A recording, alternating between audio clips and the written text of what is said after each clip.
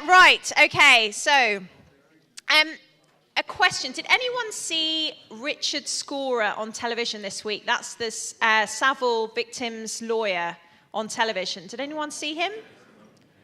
Okay, well, I saw him on BBC News this week calling for accountability for failure to report abuse. I've never seen anything like that on the BBC before. But basically, he was calling for the law to be changed to make it an offence not to report abuse. Of course, whether it transpires that this will come into effect is another thing. But anyway, we have the lovely Strider. Strider has been investigating and researching child abuse for the last 4.5 years. She took the Savile case as a blueprint, and she looked into that case, opened the door, went a bit further, opened quite a lot of other doors, and saw how various cases of paedophilia are all linked. So she'll be explaining the grand jury process today. So she's going to give us an overview, and then the wonderful John Hurst will be coming up here and with his encyclopedic knowledge on grand juries and the law in general, and telling us what's going to happen. So there is going to be evidence presented to us and asking a jury whether there is a case to answer. So we're not going to have a guilty or not guilty verdict. We're just presenting the evidence, and then from that, we can then hopefully all use it and maybe all present it to our MPs in various constituencies. Just a suggestion. Anyway, big round of applause for Strider.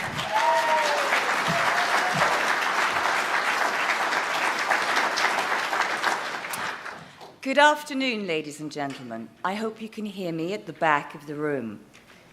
I want to first thank you for being here to uphold the legacy of Magna Carta. I'm here to provide you with an overview of the grand jury proceedings.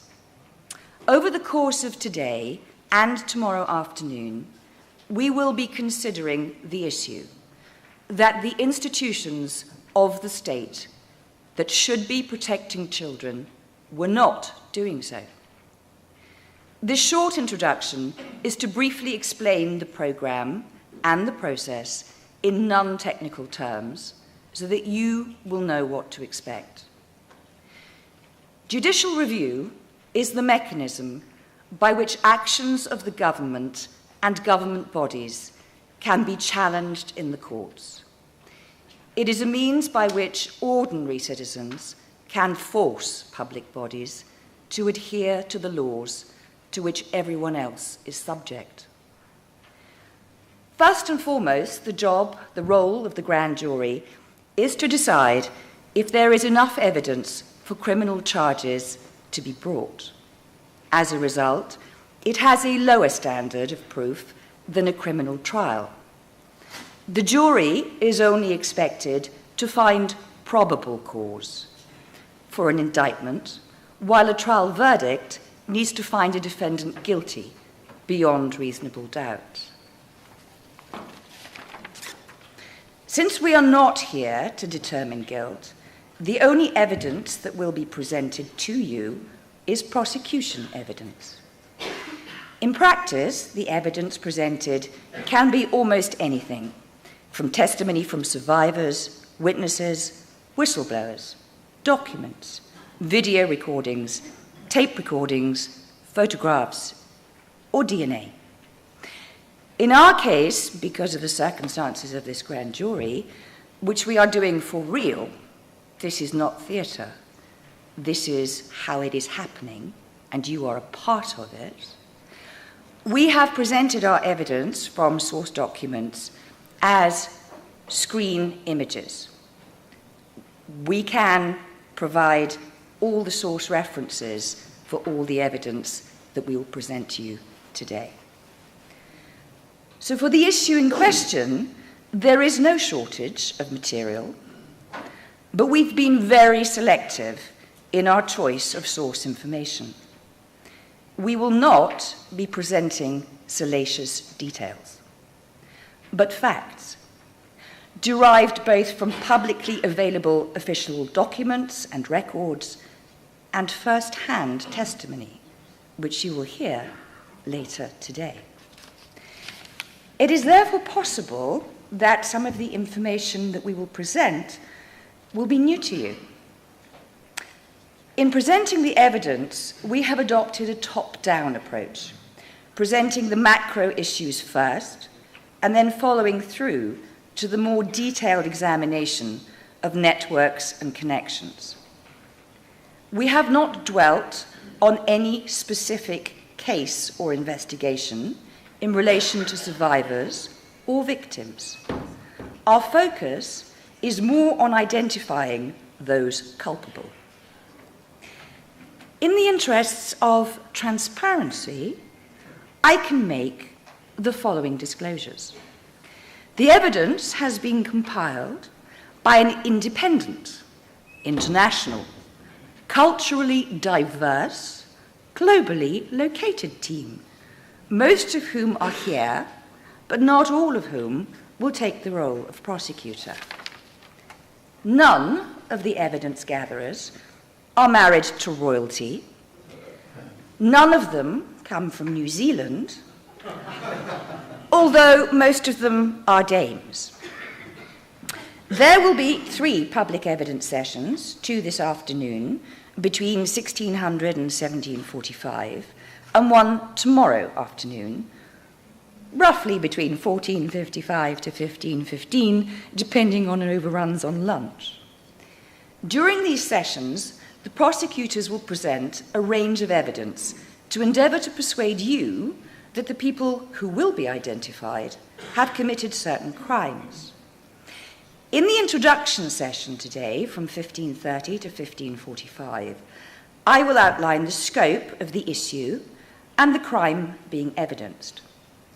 Having heard all the public evidence, you will be invited to nominate yourselves to form a grand jury. This invitation will be extended on Sunday afternoon at about 3:15 by John Hurst, who will be explaining the historical and constitutional background in the next session and will give you chapter and verse. There are certain criteria that must be met in order to be eligible as a juror, although, happily, none of these relate to dress code, as grand jury proceedings tend to be rather more informal. We trust that we will obtain a minimum of 12 grand jurors, who will then retire in private to read witness sworn statements regarding individuals and charges.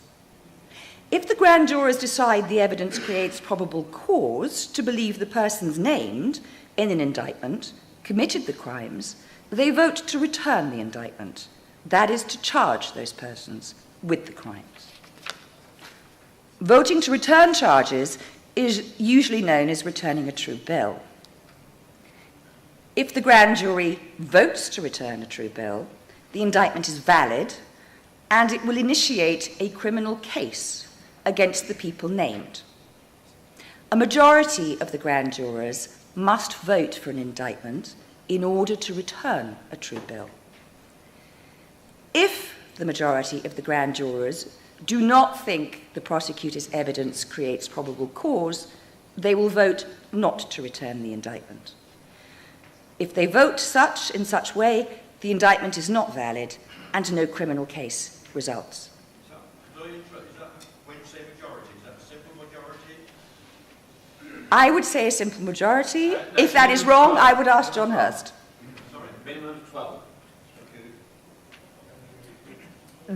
Yes, the jury has to be a minimum of 12, but a majority has to be how many of the 12? Well, the jury is between 12 and 23. I'll explain shortly, but the verdict is 12. Okay. I stand corrected. It's a good thing I'm not presenting that, I'm just doing the evidence. Okay. When the grand jurors have reached a decision, John will return here tomorrow afternoon to announce the verdict and outline prosecutions.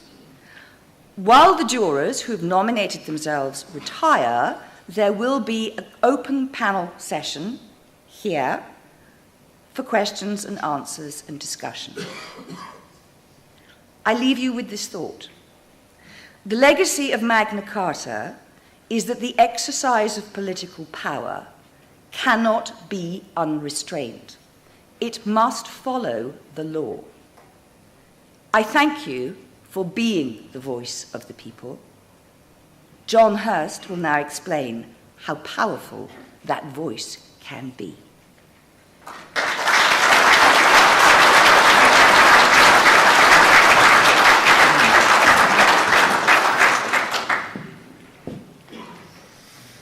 I feel quite humble to be here. I apologise for being a policeman to be in public this morning, but you let me off. I'm attempting to put things right for those who haven't met me before. Some of you believe me. What I'm going to do is give a presentation on whatever happened to grand juries, so you understand what happened and how they can be reinstated. Tomorrow I'm going to give a presentation on what I'm going to make use of, the various strategies I'm going to employ to deal with the verdicts in order to make sure they get prosecuted. And I'm also going to give a presentation on council tax, and it's called Starve the Beast. Because it's a remedy. It's a remedy. Everyone in this room is a British subject, I should imagine, more or less everybody, aren't they? And how many of us know what our powers are? The common law rule is 12 may judge 1. 12 may judge 1. So the question was what's a jury verdict? It's 12 may judge 1. And in order to secure a criminal conviction, the Crown has to convince 24 of a man's peers, 12 in the grand jury and 12 in the petit jury. That's quite a high standard, isn't it? There's no such thing in common law as a majority verdict, and there's no such thing as reducing that number. The last time grand juries were properly invoked is in 1933, so that's a long time ago, isn't it? It's a long time ago. It's 3 lifetimes. It's beyond living memory, practically, isn't it? Okay, so that's how serious and how important our role is. Michael Benicia has done some research on juries, and they go back to 2500 BC. 2500 BC. So, if you believe in spirit, shall we say, how many generations of our ancestors are now looking down on us, wanting us to put things right? Yeah, because the abuse that the Crown has got away with since 1933 is having a monopoly on prosecutions. A monopoly on prosecutions. They prosecute who they like, and they ignore who they like, don't they? And the Savile is the classic example, isn't it? Things get reported to the police and they disappear into this black hole. We aim to put it right, okay? And the reason we can put it right is there are ample constitutional precedents for the power of the individual to form a grand jury spontaneously. You don't have to be invited to court by a sheriff or a judge, you just do it yourself. And if 12 of you get together and hear the evidence and decide there's a case to answer, that's it. That's a grand jury. In America, it's known as a runaway grand jury. For those who want to look online, a runaway grand jury. With that in mind, the way I'm going to present this is, my slides are quite detailed, and they've got references at the bottom. I'm assured that there are 2 cameras looking at the screen. This is going to be filmed, so can I ask you to focus on me, and I'll talk about the slide, and you can look at it leisure later in detail. Trust me on that. If there isn't a reference at the bottom of the slide, it's me talking, but generally speaking, it's me quoting authorities. Take photos on your phone as well. Yeah, there we go. So whatever happened to grand juries? Now, I normally start my stuff by quoting a few authorities. Alexander Solzhenitsyn, good man, wasn't he? If we allow injustice, we're inflicting injustice on the next generation. And that's against my conscience. We're not going to have that, are we? No. Winston Churchill, good in parts, wasn't he? Never give in. Yeah, that's not us, is it? Here's the important one. It does not take a majority to prevail, but rather an irate, tireless minority, keeping on setting brush fires of freedom in the minds of men. That's our job, isn't it? And women. He said carefully. During the First World War in 1917, there's an Act of Parliament in force, Defence of the Realm Act 1915, and the government used the pretext of war to suspend the constitutions. So on the excuse that they'd be consuming manpower, they shut down grand juries. But when you infringe the common law, it doesn't go away. It's just infringed, isn't it? It's like the Theft Act. Somebody in the high street this morning stole a loaf of bread, didn't they? Doesn't mean the Theft Act goes away, it just gets infringed. Magna Carta is traditional race into trial by jury. One persistent error adopted for many centuries and even now hard to spell is the Great Charter guaranteed trial by jury. No, it didn't, because it restated precedent. It restated precedent.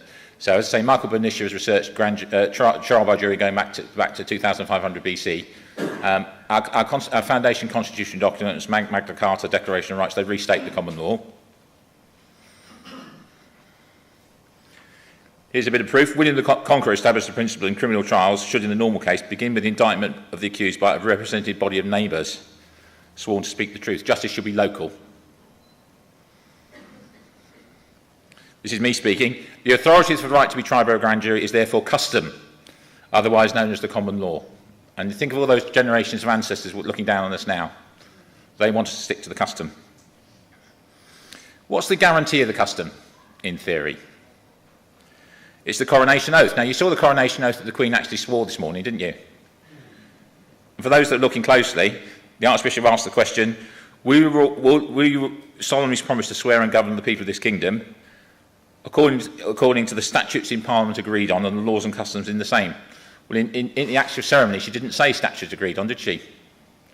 She should have done, because the Coronation Oath Act 1688 specifies it. So there's a major problem there. The Queen hasn't sworn properly. Then there's the signing at the above and the black ribbon or the purple ribbon problem as well. Okay? But the Coronation Oath Act restates the common law, and we expect it to uphold it. And what statutes in Parliament agreed on refers to is the sovereign is bound by the statute as well as the common law.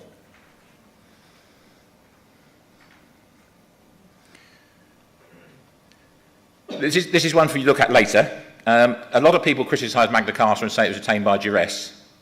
And it was trained by duress, but in actual fact it was trial by combat, because title to the kingdom is set by battle. Whoever wins, God's on their side. So some people in the free man community say, well, Magna Carta doesn't apply because it was attained by duress. Yes, it was, but that was lawful because it was king versus king. And the only thing the king inherits when he wins the battle is the job. He doesn't inherit the right to take over the law and change it. And that's the fundamental reason why, for example, the EU is unlawful, because we're taken over by stealth, weren't we, rather than force. But they've got no right to change our law just because they've changed, they've got the job.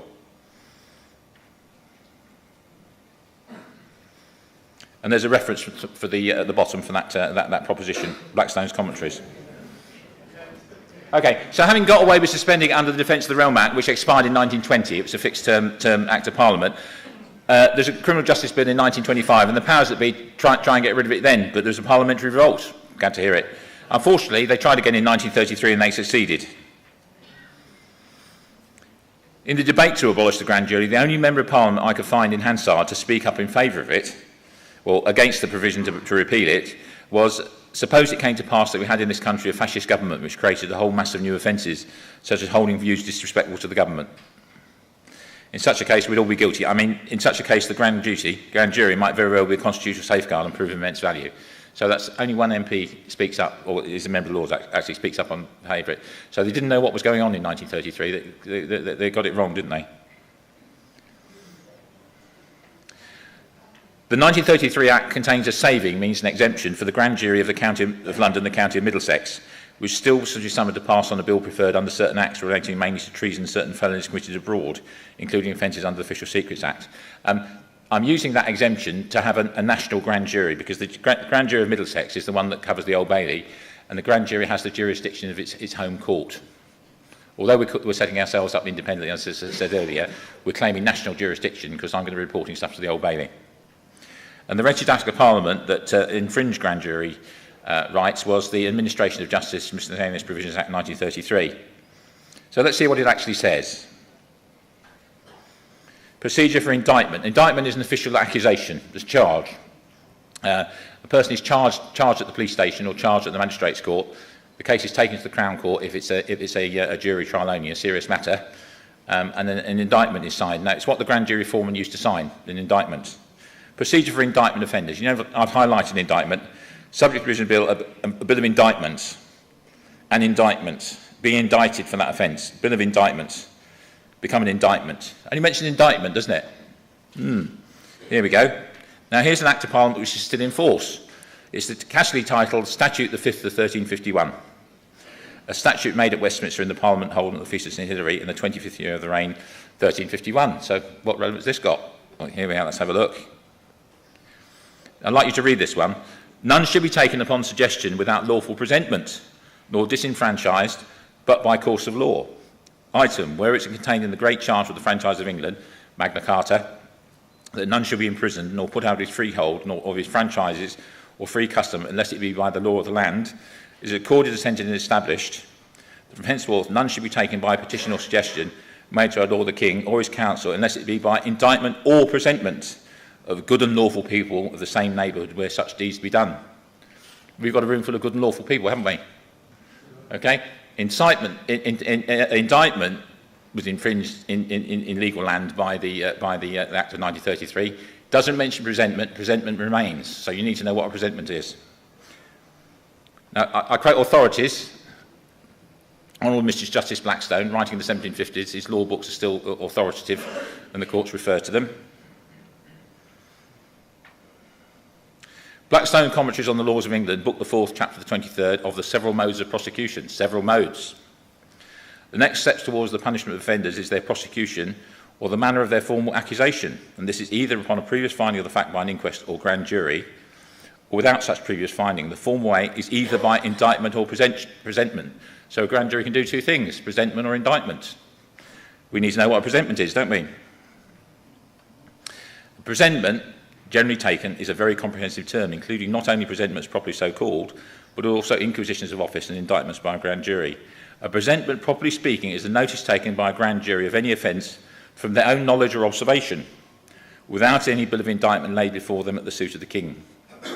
So what you do when you investigate as a grand jury, when you investigate a case, technically speaking, you're a posse, which is Latin for power of the county, and you're investigating a matter off your own initiative. So when you watch the presentations later on about the unfortunate victims of the various miscarriages of justice, is you're all potential grand jury members, and I expect you to stay awake and not send text messages, because those two things jurors aren't supposed to do, and maybe make notes and determine who you think is guilty. And the focus I suggest that you look at is not what happened when the lady was raped 20 years ago. What we're looking at is what happened when she reported it last year. What happened reported last year? Because what do you think has happened when she reported it last year? Nothing. That's right, yeah. Now, for a policeman, a social worker, or anybody involved in the child protection chain, not to do something is almost certainly an offence of misconduct in office. And the reason it's misconduct in office is Magna Carta chapter 40 says, to no one will we delay, deny or defer right or justice. To no one will we delay, deny or defer right or justice. We is the royal we. Delay, deny and defer have their normal meaning. Right has its normal meaning. Justice has a legal definition. Justice is to recognise rights and punish wrongs. Recognise rights and punish wrongs.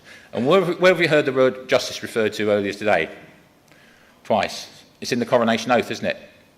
The Queen has promised to exercise justice in all her judgments. So for a Crown official to not allow a case to go forward to justice has got to be misconduct in office, hasn't it? And that's the offence I suggest we look at. Okay? It's an indictable offence. It gets a trial by jury. And it's a serious offence, isn't it? Because potentially it's life imprisonment. So what we're looking for, I suggest, is incidents where people have misconducted themselves in office by delaying or deferring rights or justice. And that's what you're looking for evidence of when you hear the presentations.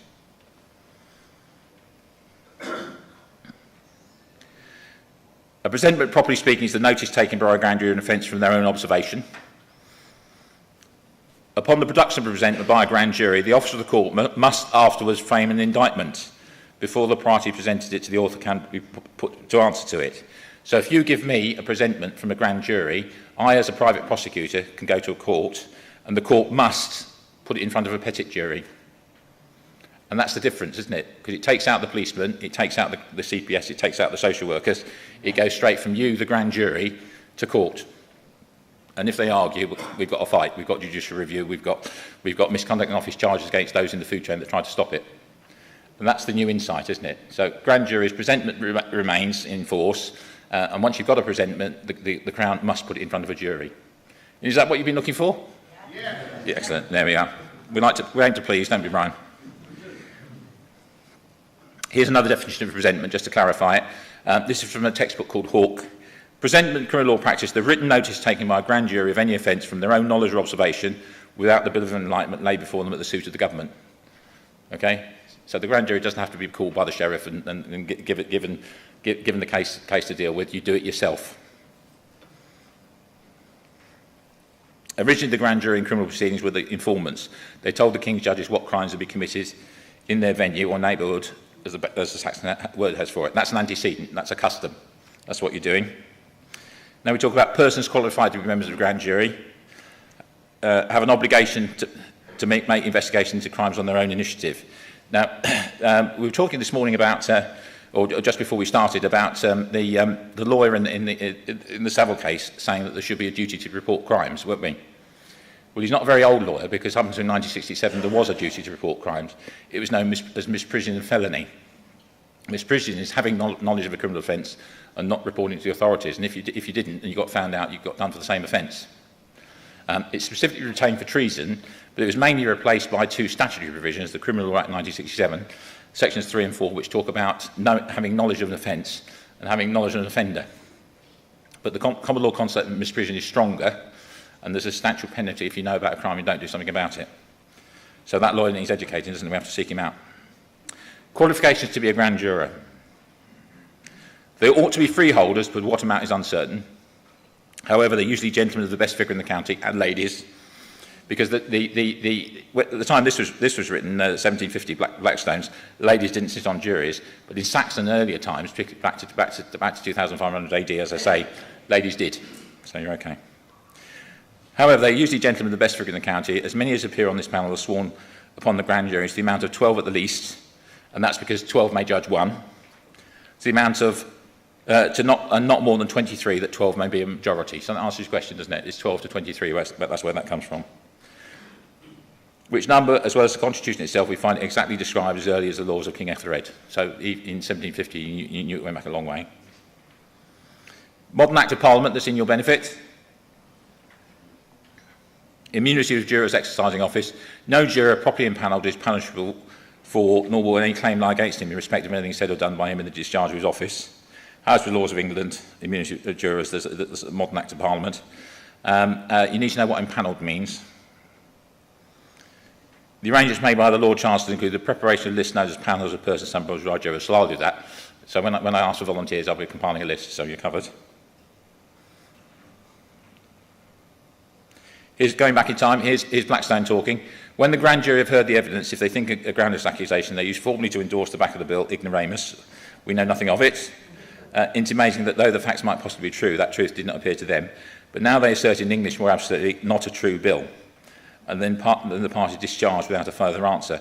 But a fresh bill may afterwards be preferred by a subsequent grand jury. What's that referring to is the protection against double jeopardy. Because it's not a detailed criminal trial where the rules of evidence apply, you can be put back before the grand jury if some more evidence comes up. If they're satisfied with the truth of the accusation, they then endorse it a true bill. The presentment is said to be found and the party stands presented. But to find a bill, there must be at least 12 of the jury agree. So tender is the law of England of the lives of the subjects that no man can be convicted at the suit of the king of any capital offence unless by the unanimous voice of 24 of his equals and neighbours, that is by 12 at least of a grand jury in the first place, assenting to the accusation, and afterwards by the whole petit jury of 12 more, finding him guilty upon his trial. But if the 12 of the grand jury assent, it's a good presentment, although some disagree, so it's a majority verdict. So it's a high standard, 24, isn't it? The burden of proof for the grand jury is the civil standard, balance of probabilities. When sufficient credible evidence has been obtained from members of the jury or a witness to substantiate a criminal charge, the jury vote on the matter, and you stop there, no further witnesses are required. Now, one of the abuses that's happened to the grand jury, it still operates in America.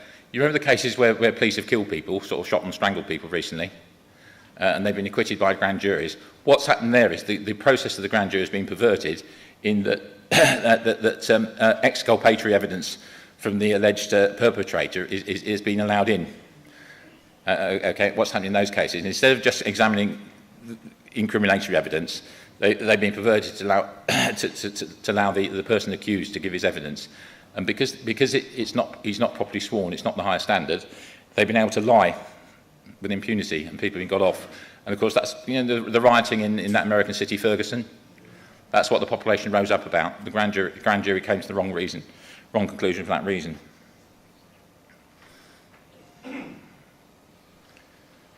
Here's a quote from the Grand Jury Handbook. If you go online and search for it, this is Michael Benicia's work. The trial jury hears all the evidence on both sides in an adversarial proceeding under supervision of a trial judge. During the trial, the accused is entitled to be present. This is a petit jury trial. During the trial, the accused is entitled to be present and have the assistance of a counsel. A verdict is rendered only after the accused has had the opportunity to see and hear the witnesses, examine the evidence and have the case argued by counsel. That's a petit jury trial. The trial jury will be charged by the trial judge on the law applicable to the case. The safeguards are designed to preserve the common law rights of an accused. Because that's not quite right, because the jury is entitled to judge the law as well. Now here's the oath. If you get the job, if you get chosen at random, I name, as a grand juror for England and Wales, do solemnly swear or affirm that I will diligently inquire into all matters according to my duty. I will make true presentments of my findings. I will not disclose the nature or substance of the deliberations of the grand jury, the nature of the substance of any testimony other than the evidence or the vote of the grand jury. I shall not make a presentment against a person because of envy, hatred, malice, and I should not fail to make a presentment against a person because of love, fear, or reward. Traditionally, juries select one of their number to be a foreman. He or she will sign the document to record the verdict, and that's what I will take to court. And the alternative strategy of putting presentments into effect will be discussed tomorrow. Okay, so once we've got some results, I'll tell you what's going to happen with them. Okay, how am I doing for time? Yeah. Beg pardon? Yeah, another half an hour. Oh, another half an hour. No, wait, hang on, that's not. Any questions about what we said so far? Yeah, gentleman there. It would be interesting what you said about the judicial review. I'll just give you a couple of examples. Yep. The question is, you're going to talk about judicial review. Can you speak up so everybody can hear? Well, have we got the walking microphone? Yeah.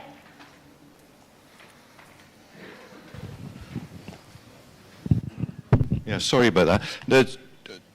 You both mentioned judicial review. Now, I started a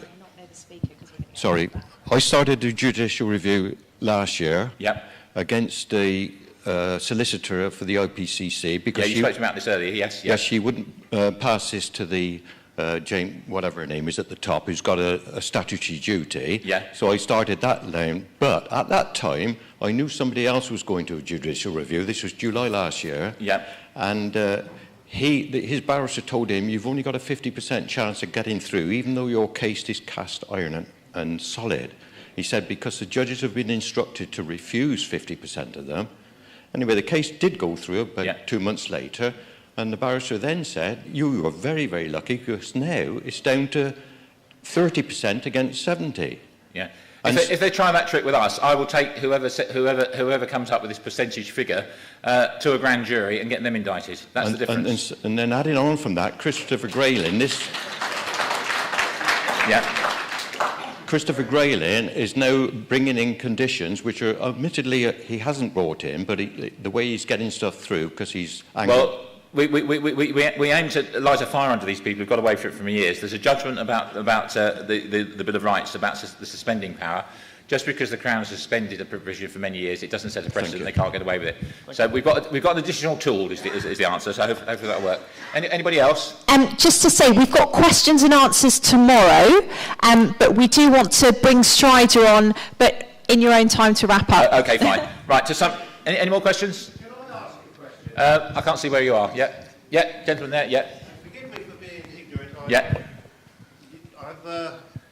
I've heard you speak on something that I've never really understood before, so please forgive me if I sound stupid, but I've always understood a grand jury to be appointed by some authority. Are you saying that a grand jury can be appointed by an elected group? They appoint themselves on the authority of Magna Carta, which says that only a jury can try anybody else, and they appoint themselves on the authority of the common law concept of we've all got a duty to report crimes. That's the difference. The common law duty to report crimes, which we talked about, which is known as misprision, was changed to a statutory duty, and none of you knew about it, did you? So, that's right. So because they hide stuff. So trust me on this one. It's a legitimate grand jury if you appoint themselves. It's known as a runaway grand jury, and it goes back to at least 1150 and then further back, and it's protected by the coronation oath.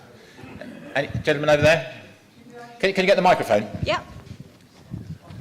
Yeah. Can you actually tell us what the statutory duty is again, so we can reference it? It's a common law obligation known as misprision and felony. Misprision and felony. Misprision. Misprision. M-I-S-prision. Misprision and felony. And that's concealing an offence. And the statute? The statute is the Criminal Law Act 1967, sections 3 and 4. Thank you. There we go.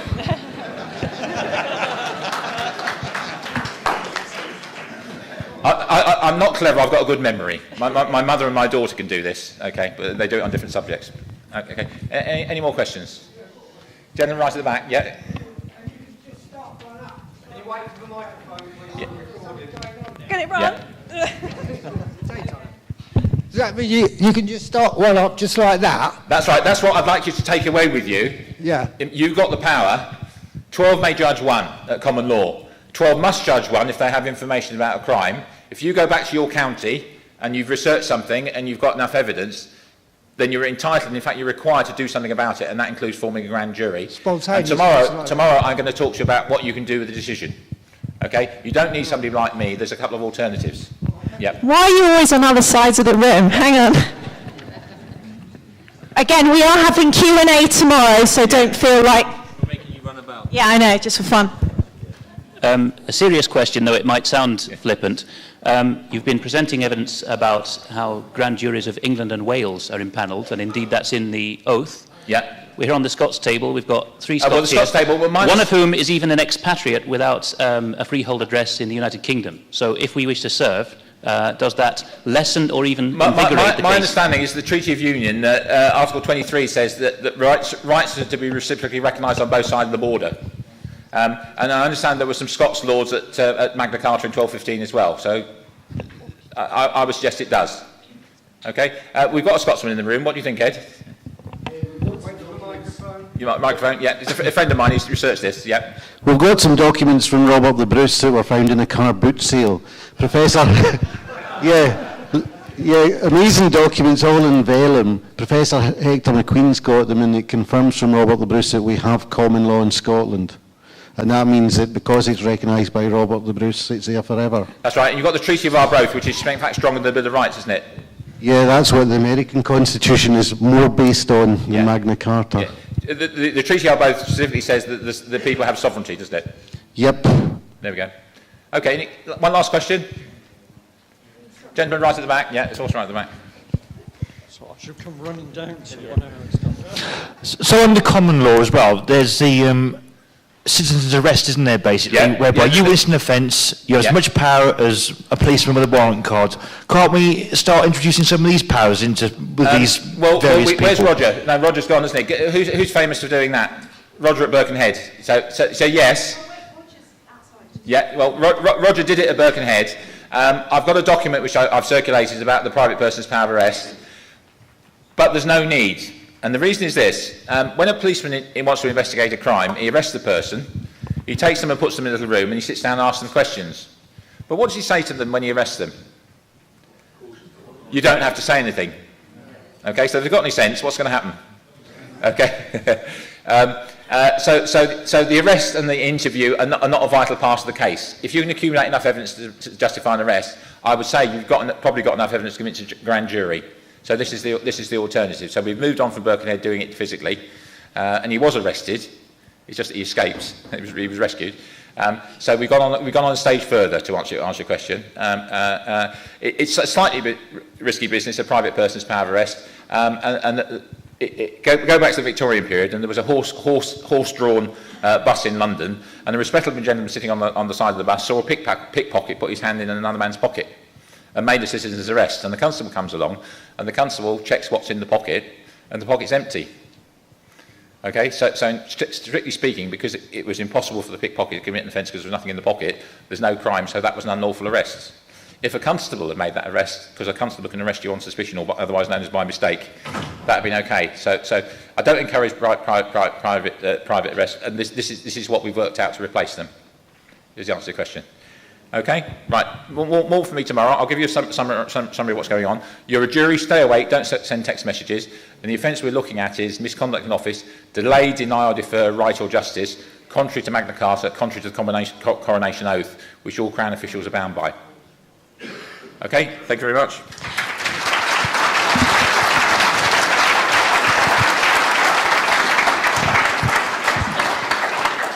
Thank you so much, John. I challenge anyone to have breakfast with John and just ask him any question with regards to the Constitution. He'll have the answer. It's brilliant.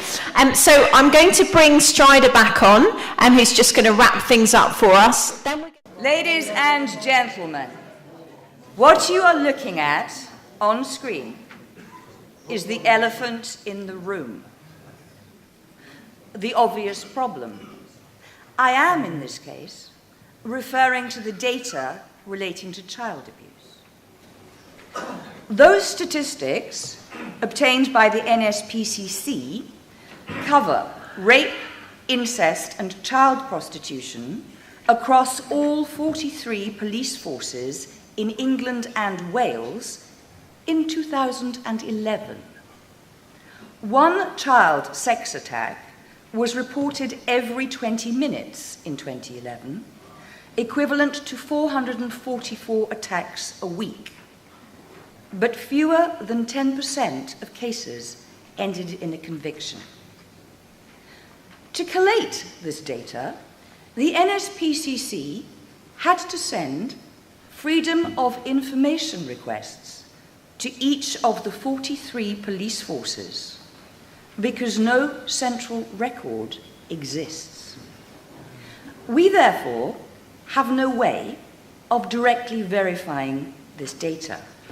However, a 2008 Save the Children UK report concluded that sexual exploitation and abuse is chronically underreported, which might indicate that the data gathered by the NSPCC is underreporting the scale of the problem.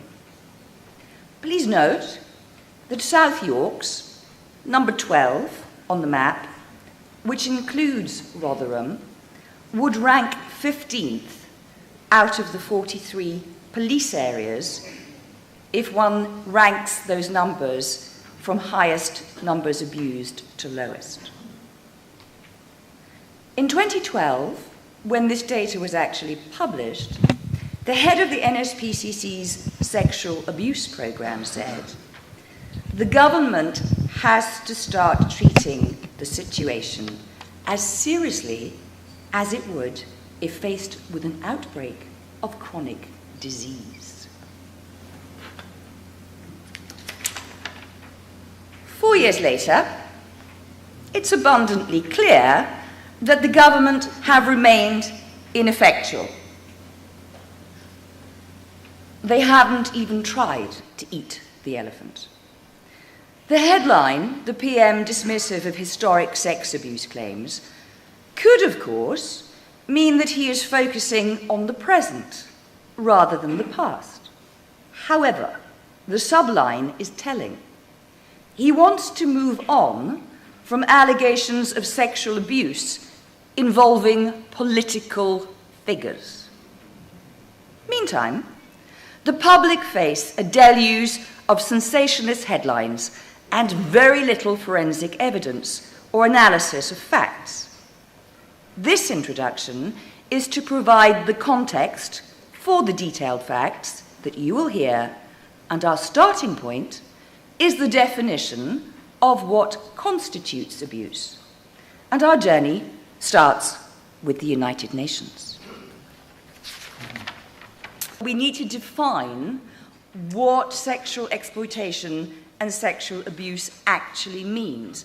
And this definition is very key in terms of the evidence that you will be hearing. And when I cover this and read it out for you, you will understand why. Oops. As we said, we have technical gremlins. Oh, no, we don't. We're fine. Okay. Sexual exploitation, as defined by the UN, means any actual or attempted abuse of a position of vulnerability, differential power, or trust for sexual purposes, including, and this is key, but not limited to, profiting monetarily, socially, or politically from the sexual exploitation of another. The term sexual abuse means the actual or threatened physical intrusion of a sexual nature, whether by force or unequal or coercive conditions. And I want you to bear in mind those words: vulnerability, differential power, trust, profiting monetarily, socially, and politically. The UN banner that you see on the screen mentions the words UN and related personnel. The related personnel includes the Children's Commissioners, whose role is to promote implementation of the UN Convention on the Rights of the Child. And you might be asking, who are these people? And I would just like to explain the context. The role of the Office of Children's Commissioner for Wales was created in 2001 in response to recommendations by Sir Ronald Waterhouse. In his report of his inquiry into abuse in children's homes in North Wales, which he poignantly named Lost in Care, which was published in 2000, he created this role. As a result of the Children's Act in 2004, the post of Office of Children's Commissioner for England was created, and now there are 4 of these, one each for England, Scotland, Wales, and Northern Ireland. The Children and Families Act of 2014 changed their primary function from representing the views and interests of children and young people to promoting and protecting children's rights as defined and determined by the UN. Now, Maggie Atkinson, who is soon to be replaced, is OCC England. Her credentials are that she obtained a teaching qualification in English, history, and drama, is a member of Common Purpose, and although appointed Children's Commissioner for England in 2010, she was initially rejected by the Education Select Committee, but Ed Balls overruled that decision.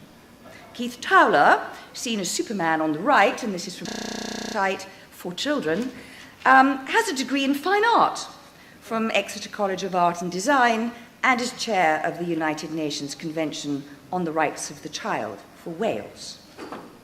And the reason that I think they are pertinent.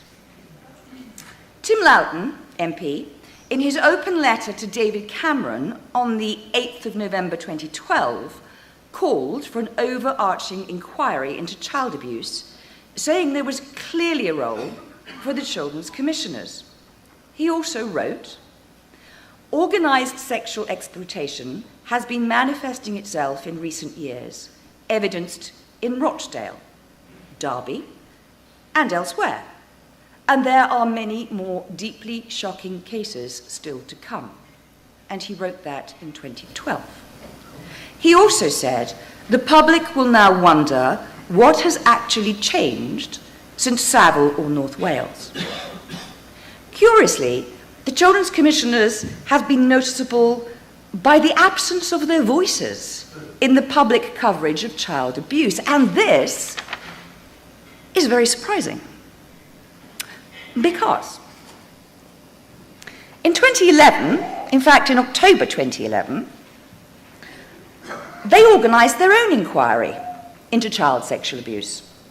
This was at the behest of Michael Gove, who was prompted by the convictions in Rochdale. He asked for an accelerated report, and in consequence, and I quote from the report that was produced, the evidence was partial. The terms of reference, and we will talk more about these later, of this particular CSA inquiry was to promote children's rights with a special focus on children in care. Now, since the OCC report to the Department of Education, and that's the Right Honourable Michael Gove, Their findings were submitted to him, and an extract from the report includes the following information. Glasses on. The NSPCC's study of child maltreatment demonstrated that 34% of children who were sexually abused by an adult did not tell anyone about it. In other words, the numbers that you saw from the NSPCC graph on the first part of the presentation could at least be understated by 34%.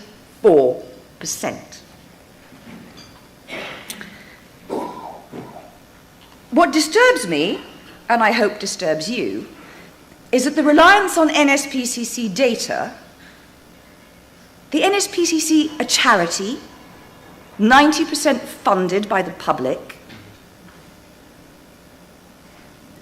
and also in the House of Lords, the observation that the Office of Children's Commissioner has been constrained by an unnecessarily close working relationship with the Department for Education.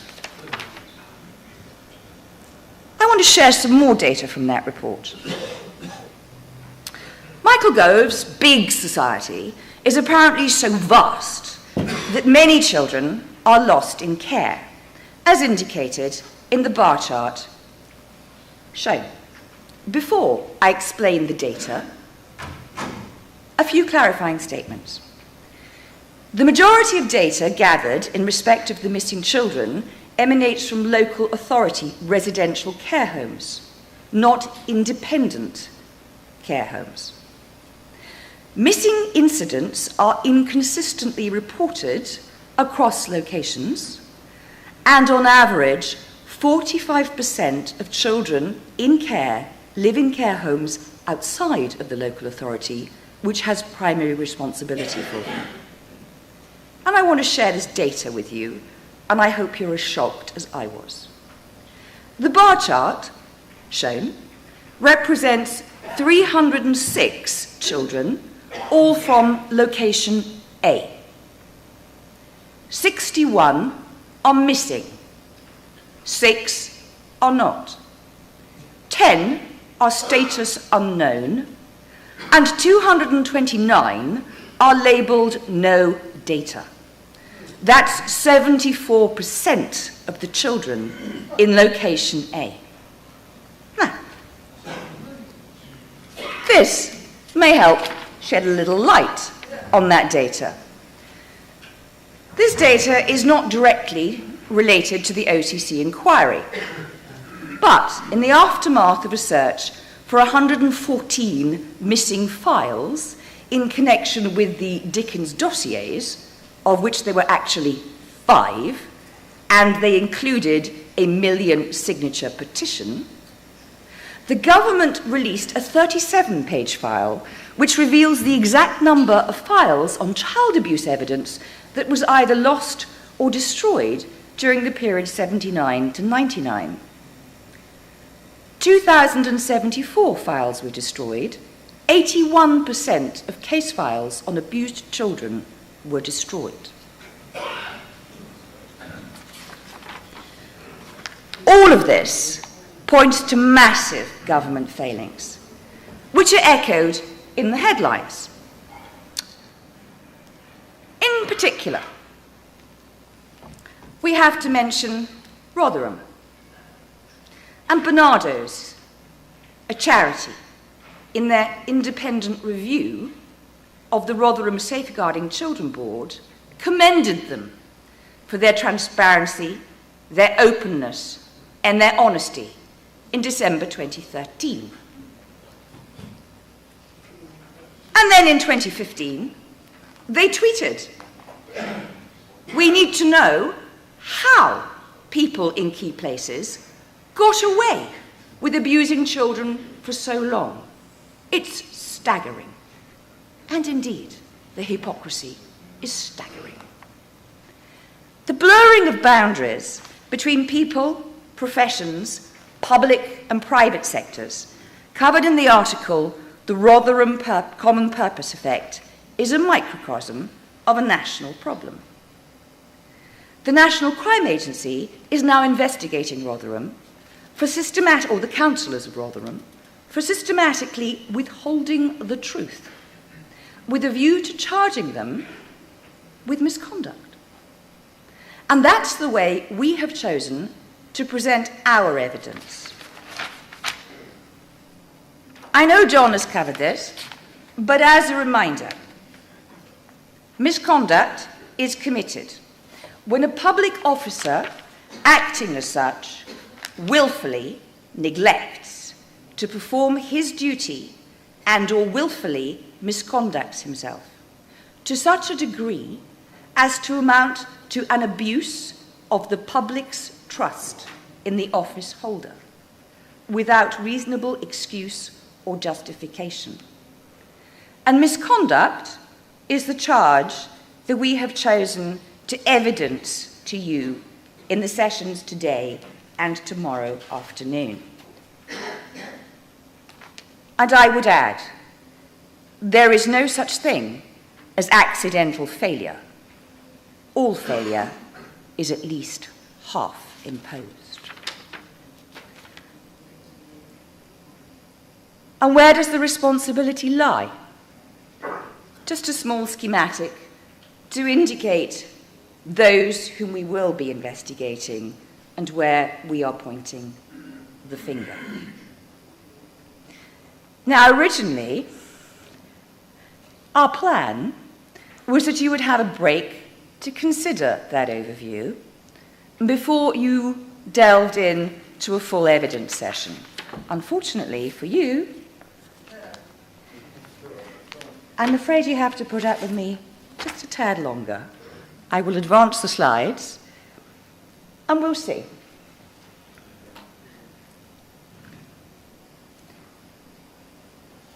Theresa May, a name or a statement of ambiguous intent. When interviewed on the Andrew Marr show, Theresa May claimed to be ignorant of how state institutions failed to protect children. But we have an answer to that question. Our investigations show a very clear pattern of repeat behaviour designed to ensure a cover-up of child abuse and child exploitation. We will show you both how it was possible and who stands accountable. The mainstream media continually emphasise that the abuse is historic, and we are indebted to their guidance, since going back in time provides the platform for us to illustrate that history repeats itself. And to evidence this, we are now going to step back to the mid-1990s and the Waterhouse Tribunal, which was set up to investigate child abuse in North Wales. How was it possible? Modus operandi 1, deferred investigations.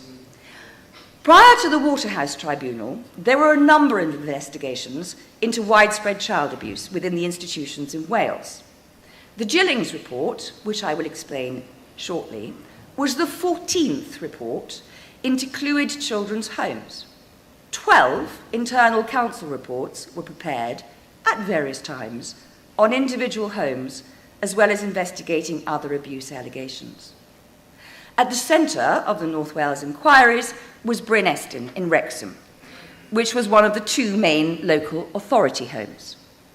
It comprised an assessment facility, a remand home, and long-term residential care for between 40 and 60 boys. As a remand home, it fell under the auspices of the Home Office until 1973. Prior to the Cartreff inquiry, abuse allegations in Clwyd led to the convictions of Stephen Norris in 1990 for abuse at the community home, and also another high-profile case in 1991 involving Frederick Rutter, a former police officer.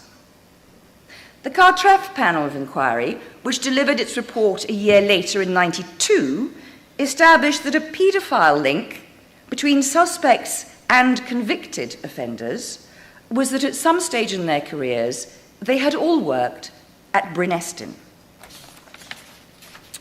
This connection also dovetailed with other allegations against a suspected abuser, who was also an employee, an ex-employee of Bryn Estyn. This information was passed to the police in July 91, and an investigation was initiated in August of the same year. Further allegations were forthcoming, including retired and serving police officers. In March of 93, files on these officers were submitted to the Crown Prosecution Service, who advised against taking it further. The Gillings two-year inquiry had uncovered an appalling and extensive history of child abuse, including buggery, assault, and cruelty, dating back at least 2 decades, and culminating with a series of paedophile trials covering Bryn Estyn. All of these official inquiries and investigations proved conclusively that wide-scale abuse was occurring and had been occurring over decades.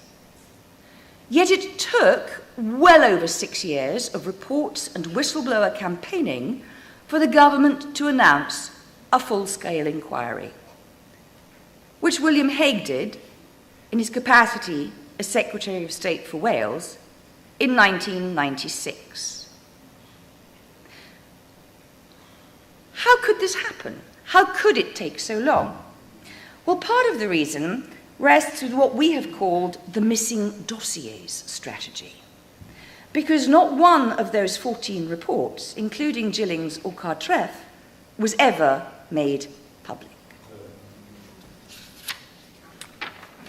Shall we go on to the next template? Information withheld or lost. The Cartreff inquiry was chaired by John F. Banham, a retired senior officer of Cheshire Social Services.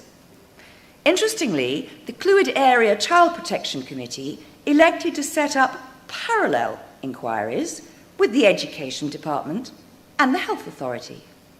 The 3 inquiries were all completed in June of 91. After a panel review of these inquiries, Clwyd County Solicitor discussed with their insurers, Municipal Mutual Insurance, and the Crown Prosecution Service, the extent to which the report could be published. The outcome, a year and a half later, in October of 92, was that there would be no debate on matters that might be subject of criminal proceedings, and significantly, that might generate claims against Clwyd. In other words, the reports were scotched. In the 1996 inquiry by John Gillings, that was shelved due to fears that there would be compensation claims, and so copies were ordered to be pulped. I guess that was the predecessor to shredding. Pirate copies of the report, seen by only a few people, were protected for years. Child abuse whistleblower and ex-Duncroft girl, Andrea Davison, had a copy, which was seized by the Derby and North Wales Police in January 2010. Former Minister MP Rod Riches said he had seen it, and the report named Peter Morrison as a child abuser.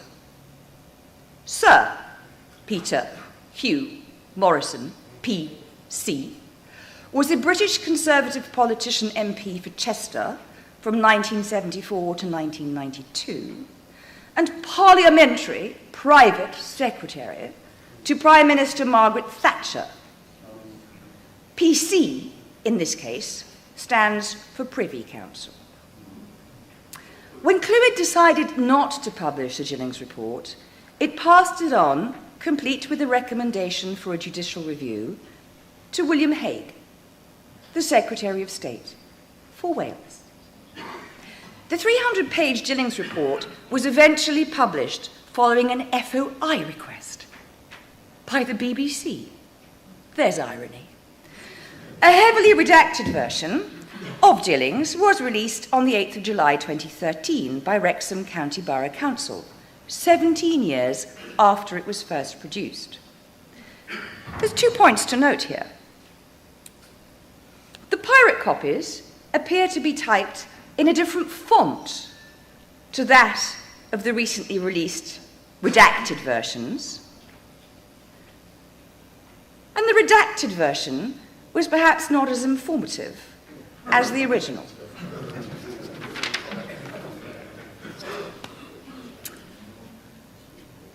One of the key elements of this manipulation of any investigation rests with what should be coming up on the next slide, the terms of reference. Let me zoom that for you. Oh, good.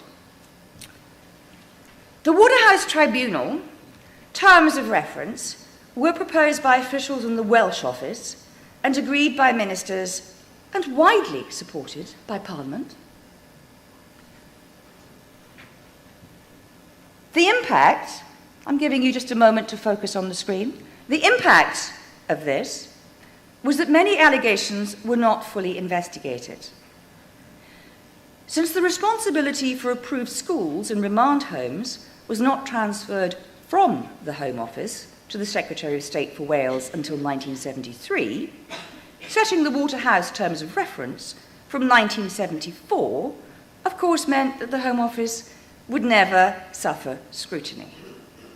The remit prevented investigation into abuse outside 2 specific areas. This, in turn, curtailed investigation into staff who had links with other care homes, and this was already known. Networks of related abusers remained uninvestigated, and this omission will be examined in more detail later in the evidence sessions. Earlier reports had shown that abuse was widespread and was not confined to care home premises. Children were trafficked outside of those homes. And most controversially, excluding scrutiny of decisions whether to prosecute named individuals means that Peter Morrison, amongst others, who had already been named, got off scot-free.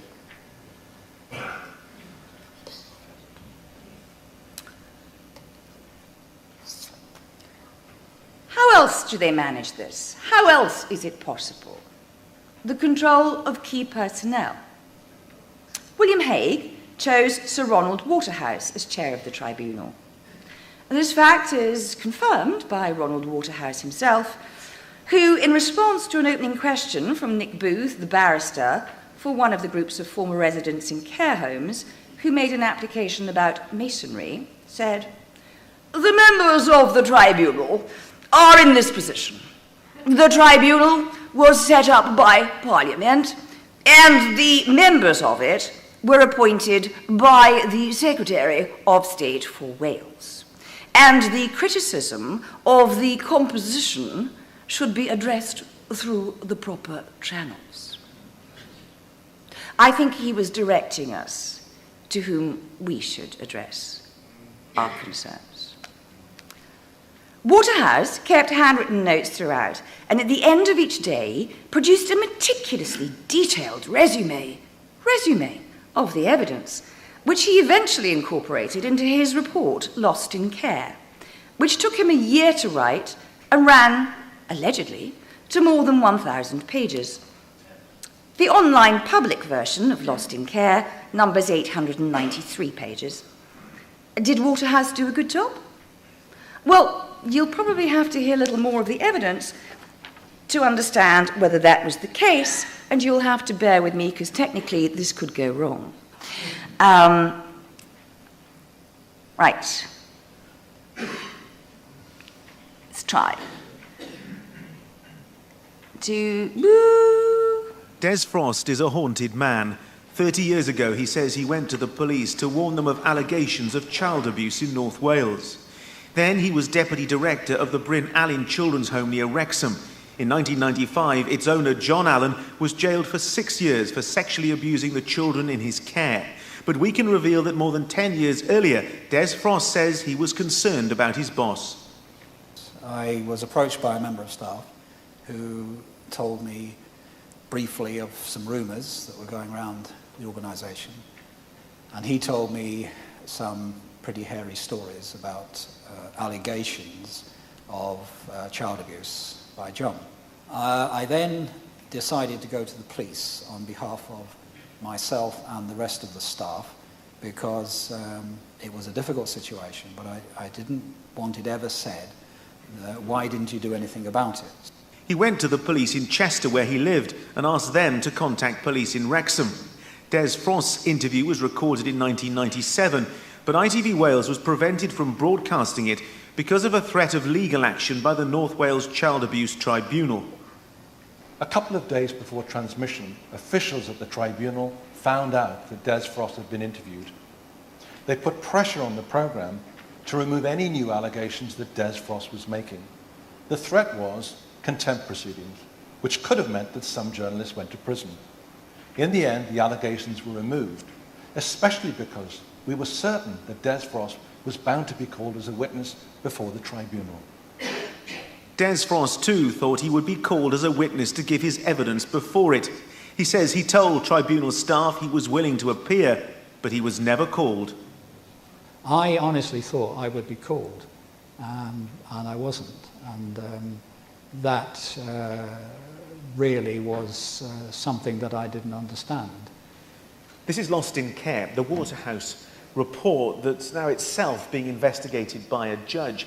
One of its key conclusions was that North Wales Police could not be criticised for the way it handled allegations of abuse. Des Frost's evidence suggests that conclusion can now be questioned, and that there may have been missed opportunities by the police to stop the abuse a decade earlier. I think that might give an indication of how whistleblowers and survivors are treated.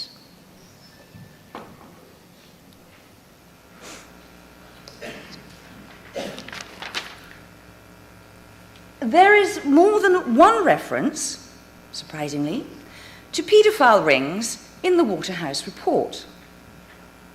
I quote, "Again, it must be said that we have not received any criticisms of these individual investigations, save for a submission that the further investigation of Gary Cook and possibly the investigations of Murray Jones and Gillison and Jerry should have been wider because of the alleged existence of a paedophile ring.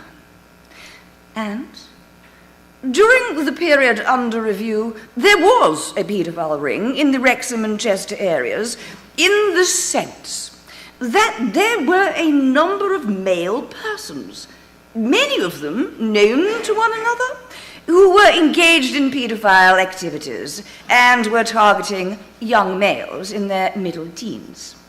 The evidence does not establish that they were solely or mainly interested in persons in care, but such youngsters were particularly vulnerable to their approaches. I would remind you that Sir Peter Morrison was MP for Chester and was named in the Gillings report. Waterhouse also made particular reference to the Chester branch of the Campaign for Homosexual Equality, some members of which he wrote saw it as a useful agency for identifying and contacting potential victims. Following the publication of the Lost in Care report, on the 16th of February 2000, BBC Wales rapidly announced that further prosecutions were unlikely. Deputy Chief Constable of North Wales Police, John Owen, welcomed the Waterhouse inquiry's findings and said its evidence would not form the basis of further political investigations. The evidence had already been considered by the Crown Prosecution Service, and the publication of this report does not of itself prove or provide additional evidence to merit further prosecutions, he said. To help you determine whether the handling of the Waterhouse Tribunal was fit for purpose, and for whom, we're going to fast forward now to 2012. We're going to skillfully evade any mention of Elm Guest House and the cover-ups of that scandal in 1982, and then again in 1990, and then again present day.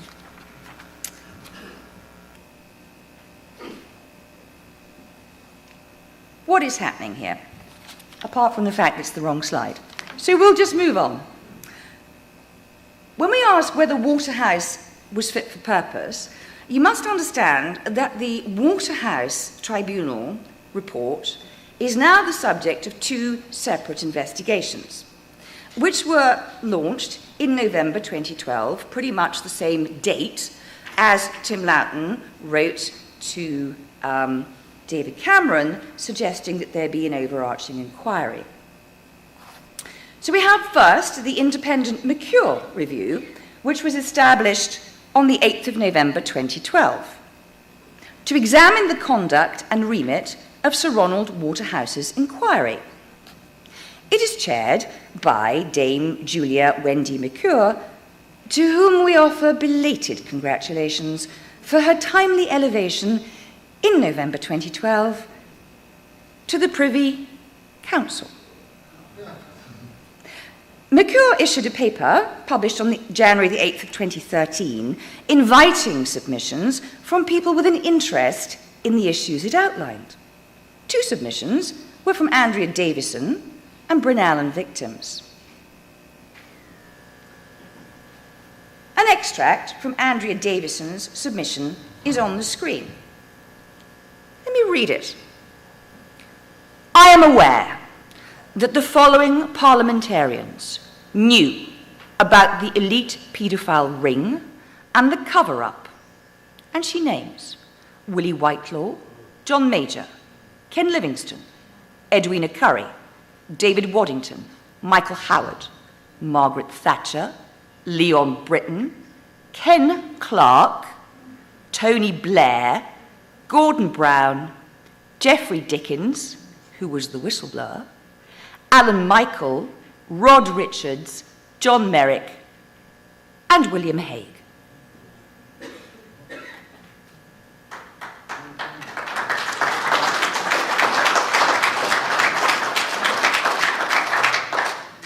Later, you're going to be hearing first-hand experience of the North Wales State Care experience. Now, nearly 2.5 years later, the review, which Justice McCure promised would be quick and meticulous, has gone strangely silent.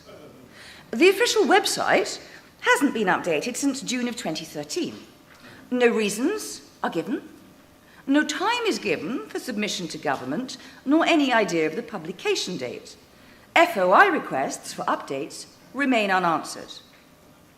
That's information withheld. And why would they withhold that information? The answer is what you see on screen. It's a lame duck. It's a dead-end investigation. It's a devil and deep blue sea situation. If McCure concludes that the Waterhouse terms of reference were too narrow, then William Hague stands accountable. If McCure concludes the terms of reference were appropriate, the lack of convictions and follow-up simply validates that this was a massive cover-up. And MPs from all parties are implicated. So just recall the UN definition of sexual exploitation. Actual or attempted abuse, positions of vulnerability, not limited to profiting monetarily, socially, or politically. This is dirty politics. Now, what of this secondary investigation of Waterhouse? We have Operation Palial. Now, that was begun a week later, November the 15th, 2012. This is led by Keith Bristow. He is Director General of the National Crime Agency, and his brief is to re-examine the allegations of historic abuse in North Wales and the original police investigations. Now, Bristow is not a PC, as in Privy Council. He's rather a CP, as in common purpose. Well, the terms of reference are interesting. I'm not sure that I have those on the slide, so I'll read. we are going to assess any information. We are going to review the historic police investigations. And we are going to deliver the terms of reference. And if the need is identified, we might investigate those allegations where necessary.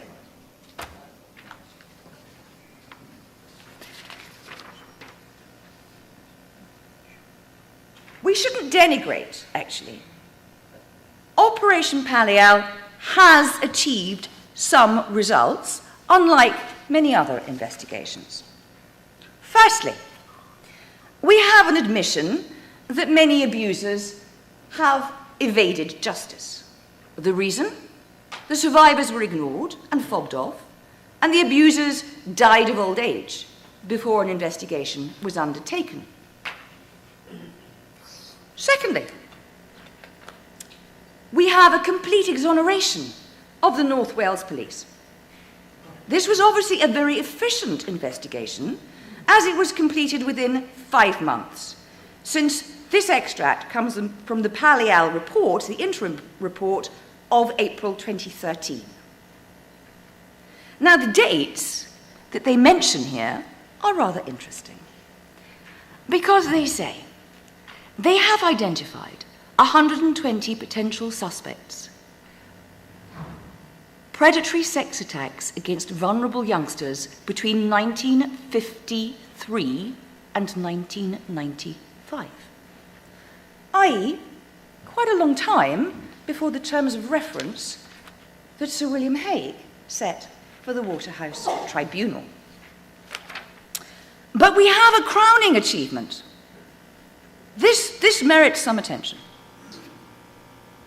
Palial have convicted a known serial abuser. John Allen. Waterhouse has this to say in his report in respect of John Allen. When John Allen was tried early in 1995, he was not charged with any offence of buggery, but we have heard evidence from 3 witnesses who alleged that they were buggered by him, and another who said that he attempted to do so on 4 occasions. The fairest judgment that we can make upon this matter is that there is no credible evidence that Allen's offences went beyond indecent assaults, on some occasions, but that we cannot make a more decisive finding, bearing in mind the procedural limitations of an inquiry like this. John Allen, 73, of Needham Market, Suffolk, who had denied 40 counts of sex abuse against 19 boys and 1 girl in the late 1960s up to the early 1990s, was convicted at Mould Crown Court after being convicted of 33 charges.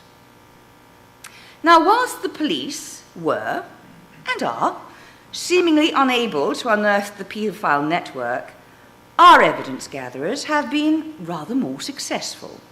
Now, this information will be forthcoming in the next sessions. And where are we today? Well, we have a child abuse inquiry and police investigations. And I'm going to run through this quite quickly because I know that we're relatively tight on time. What I'd like you to do as potential members of our grand jury is to match the statements and the information to the categories that I hope you can see on screen. So, where do we start? On the 7th of July 2014, Theresa May announced the independent panel inquiry into child sexual abuse, which was set up to consider, note the terms of reference, whether public bodies and other non-state institutions have taken seriously their duty of care. And we have seen evidence that that cannot possibly be the case. Let us review progress. Late 2012, following Tom Watson's claim in the House of Commons that there had been a cover-up of Westminster paedophiles, a scoping exercise known as Operation Fairbank was launched to establish if there was sufficient evidence for a formal inquiry.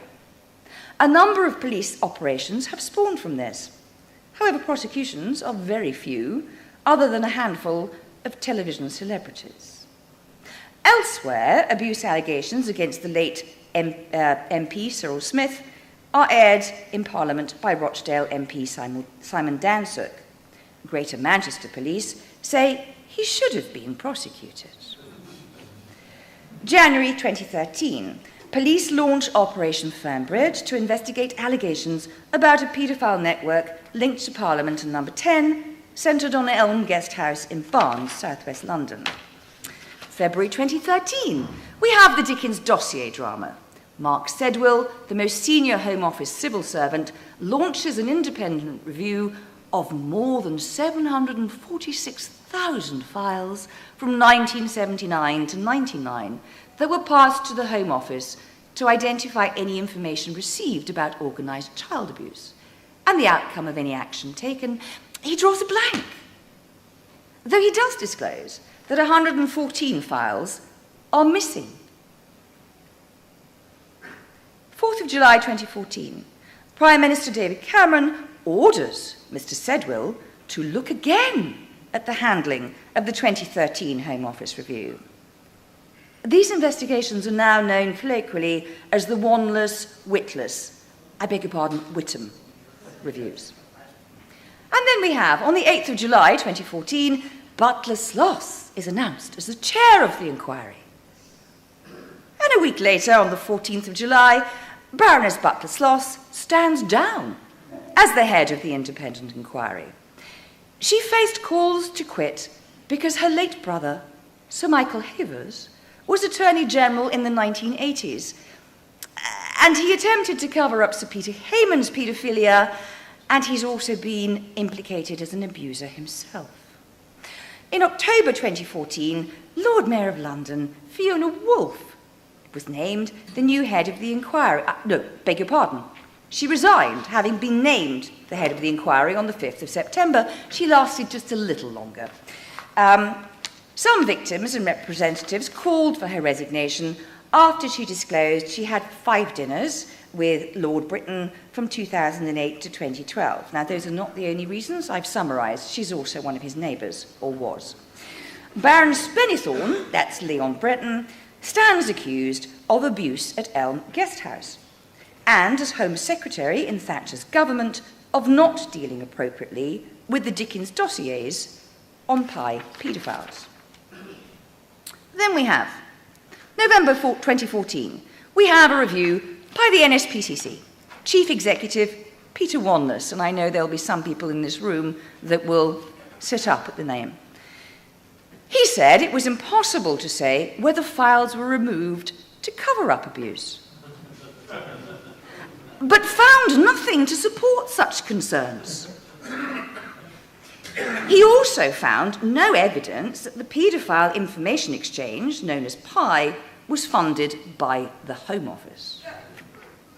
21st of January 2015, Lord Britton dies, allegedly, after a long battle with cancer. He joins a long list of alleged abusers who were either not questioned or demised just before their trials. How unfortunate.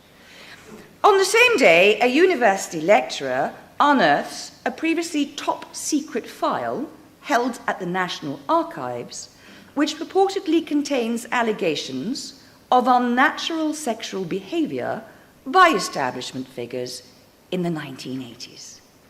Talk about timing.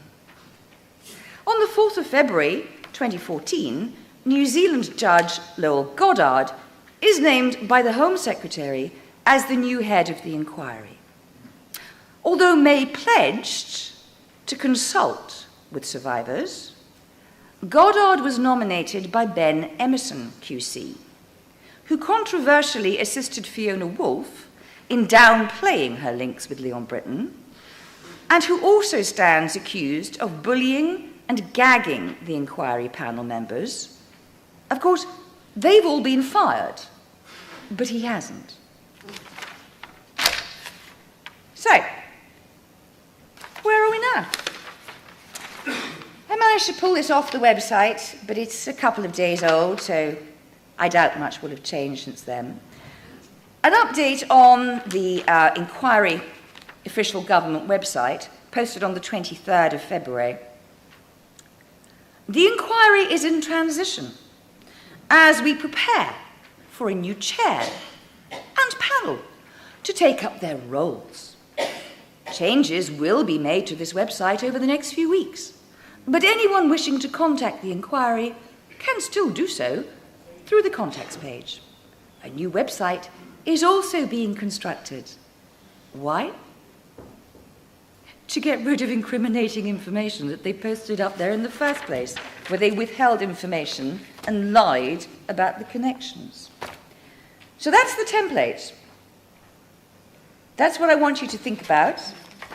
Now, I'm going to ask for guidance here, because I have another presentation that follows on from this. And I'm wondering, they must be tired of listening to me. Not at all. Are you sure? Are you happy for me to continue? Can you bear it? This is a lot of information. It's a lot of information.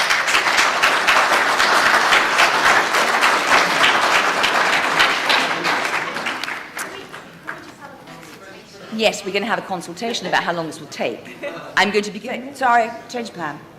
If Kaz is here, because a lot of her evidence is first-hand, she's here, I think it will dovetail better with what you've heard for you to hear this. Right, this is approximately half of the children's homes in the UK where abuse has taken place. Half. I'm still trying to compile the map. As you can understand, it's extremely harrowing work. Having been in care and realised nobody needs that much care, I spent 22 years carefully boxing up and packing away all the demons in my head, putting them in a little secure room right in the back of my head, locking all the doors on my way out so that nothing could escape.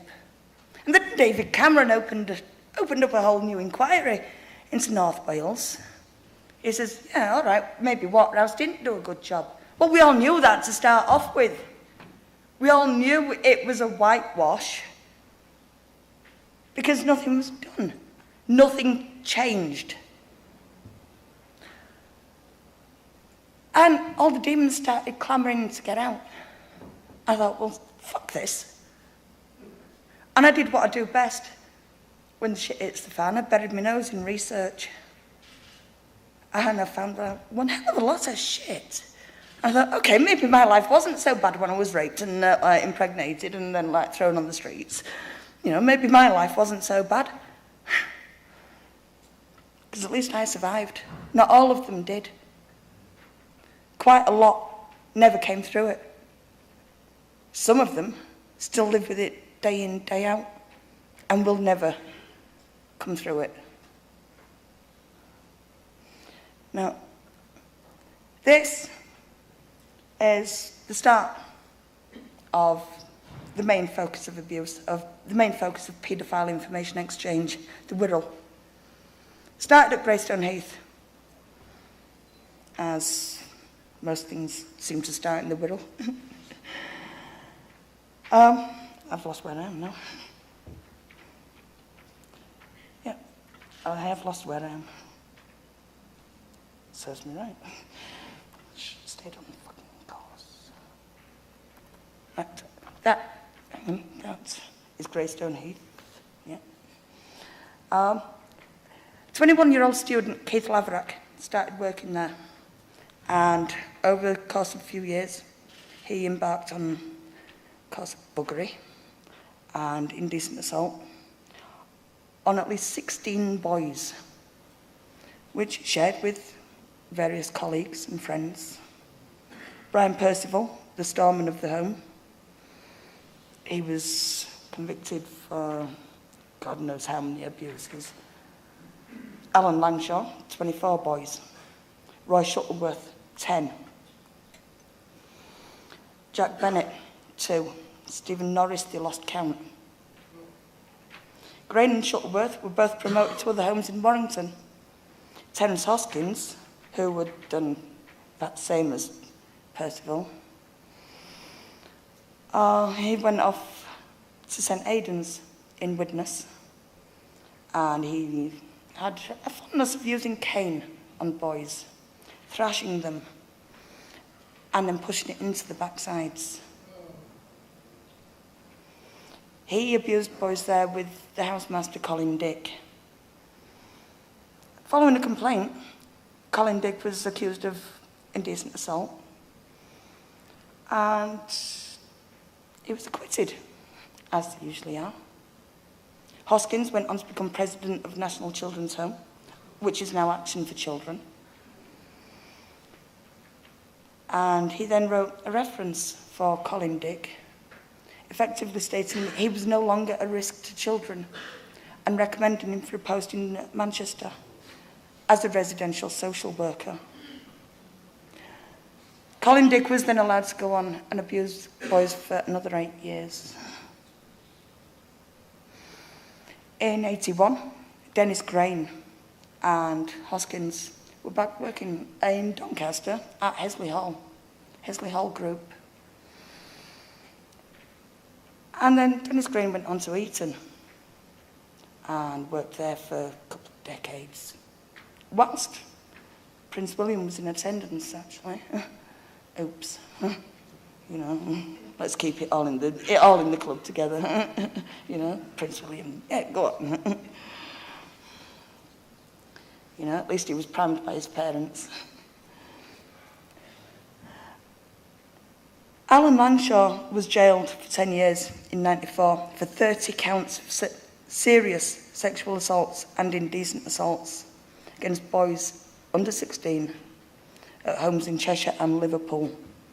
However, first accusations were made in 86, with this woman being right at the centre of it, Miss Edwina Curry. She was responsible for the childcare system at that point, and she was asked to intervene on Langshaw's behalf, which she did.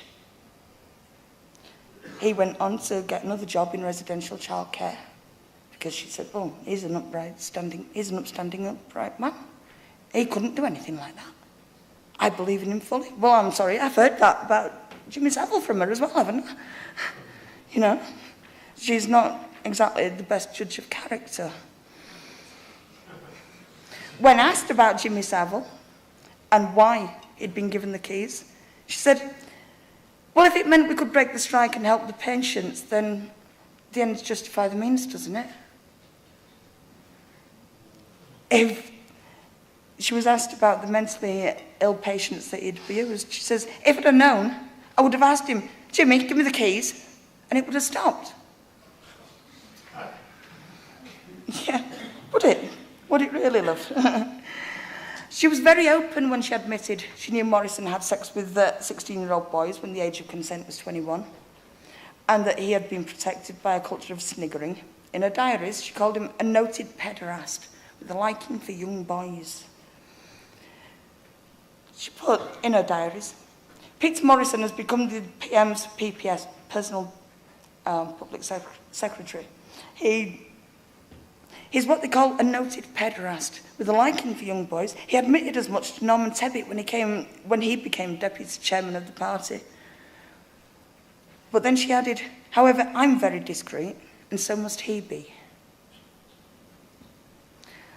She also went on to give Jimmy Savile the keys, as we know, for Broadmoor, an unqualified paedophile DJ, and not a very good one at that, an hospital porter, and a known friend of Peter Sutcliffe, one of the inmates of Broadmoor.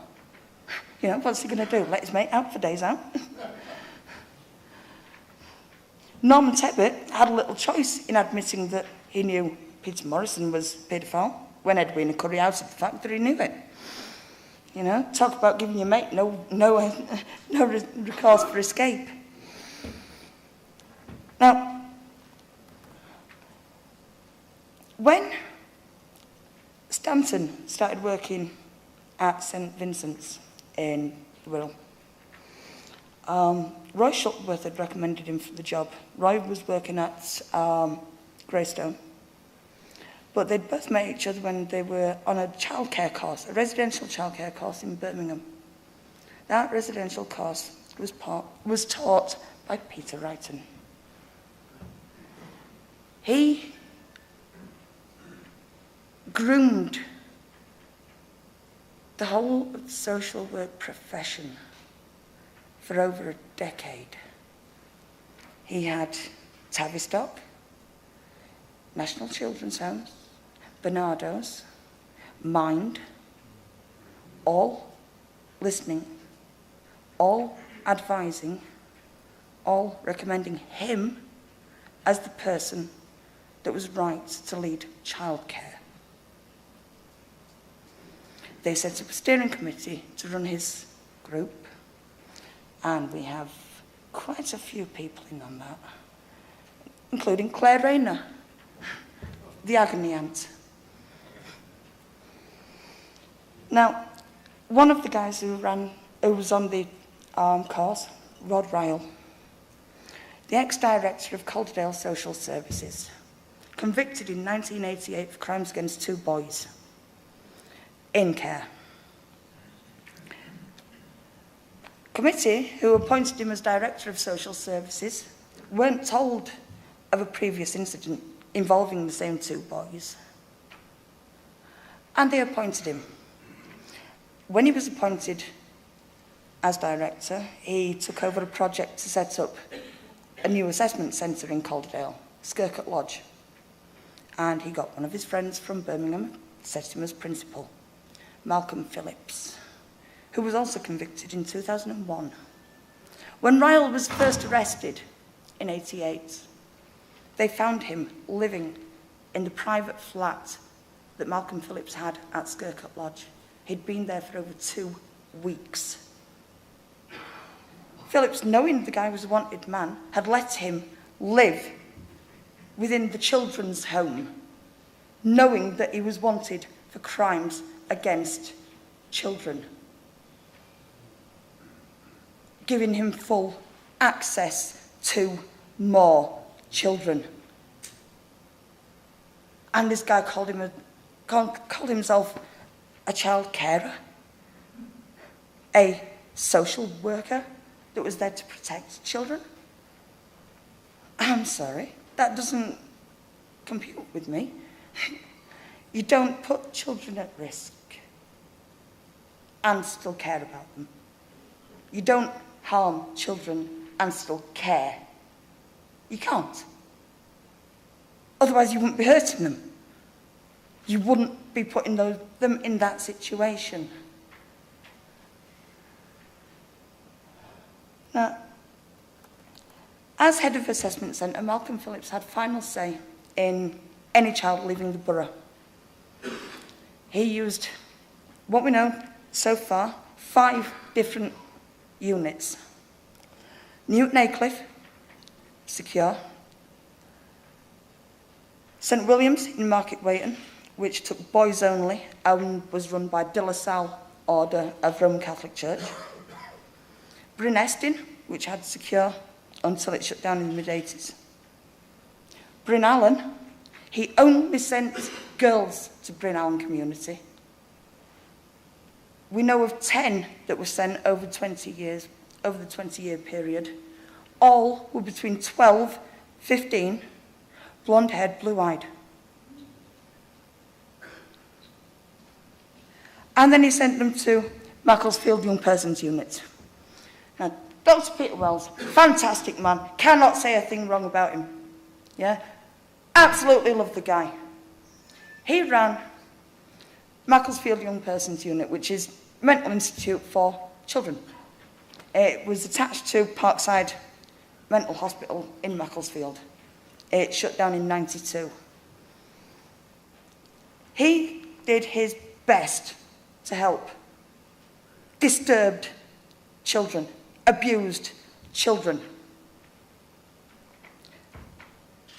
When he closed the facility after funding ran out, he transported all the files, all the records of all the children for the last 15 years that he'd been running the facility over to Parkside, the main unit, put them all in the catacombs of Parkside. He made several trips with the car to fill a room with boxes. When Parkside shut down in 95-96, one box was found of files for Macclesfield Young Persons Unit and passed to the archives. One. When I spoke with him last year, he told me there were at least 25 boxes went into storage. Down to one. What the fuck? No known complaints of abuse have ever been heard about Macclesfield Young Persons Unit. And that is the only place I felt safe as a child, in the nut house, as a 14-year-old kid. Now that is sad. Sorry, but it is. What is? Now, Duncroft. Oh, well, we all love Duncroft, don't we? Every year, two girls would be taken by a Cambridge professor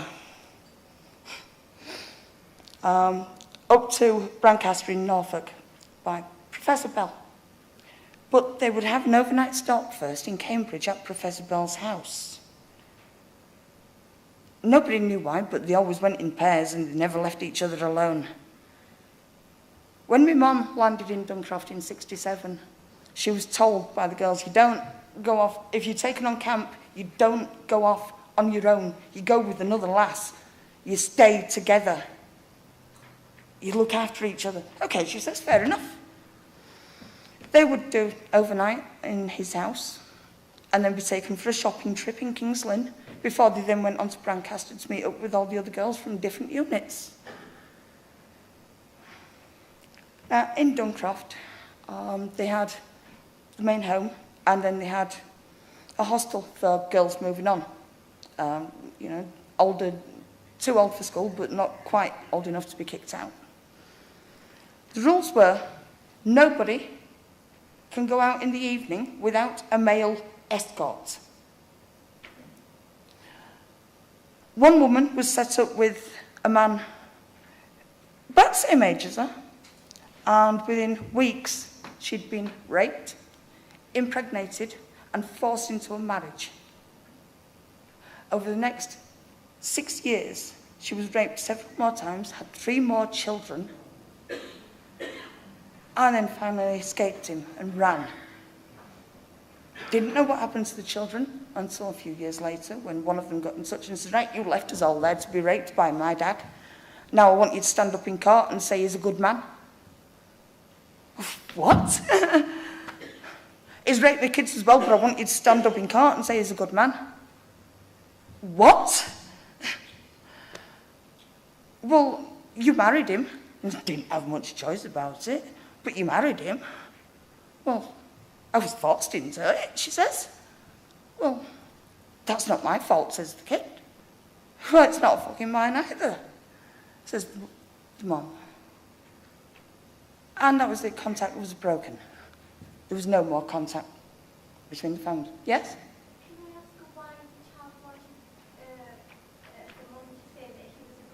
Because they were, I can only put it down as,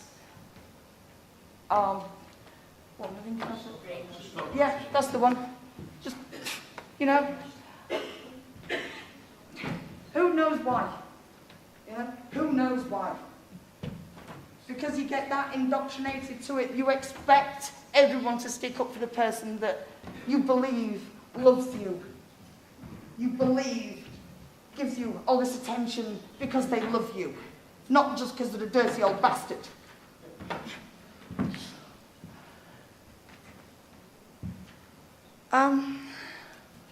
So yeah, contact broke there. One of the girls ended up dying in a mental institution herself. She was 24 when she died. She'd been left with the mental age of a 2-year-old when she had whooping cough vaccinations. She was put into the mental home at 16 when her father had had enough of using her. And his other daughters had had children for him to play with. So he got rid of his youngest kid. Right, this is the nursery that was set up when Brynallen Community closed. It was set up on the property of Brynallen Hall. It ran for 13 years. As you can see by the symbol, it's a bit blurred there, but the phone number starts, the mobile phone starts 04. In 99, all mobile numbers were changed to 07. Warning went out for businesses in 98. So anyone with half a brain would have not had signs made after 98 with 04 for the mobile number, which says to me it opened in 97. Logic dictates. It was closed in 2012. What kind of parent chooses to take their toddler onto the grounds of a pedo palace and leave them there? Day in, day out. Who in their right mind even thinks, oh, well, okay, it used to be a pedo-like place, but I'll take my kid there now. It just doesn't make sense to me. You know, if somebody can explain it, then please. In 1992, Adrian Johns died in a fire in Brighton. That property was owned by Nicholas van Hoogstraten. Van Hoogstraten is known for his business empire as well as his controversial life story. In 1968, he was convicted and sent to prison for paying a gang to attack a business associate. In 2002, he was sentenced to 10 years for manslaughter of a business rival. The verdict was overturned on appeal, and he was subsequently released. In 2005, he was ordered to pay the victim's family £6 million in a civil case. He's estimated to be worth over £500 million. Although he claims his assets in the UK have all been placed in the names of his children. How convenient. Can I be adopted by him, please? I need a new daddy. Sugar one.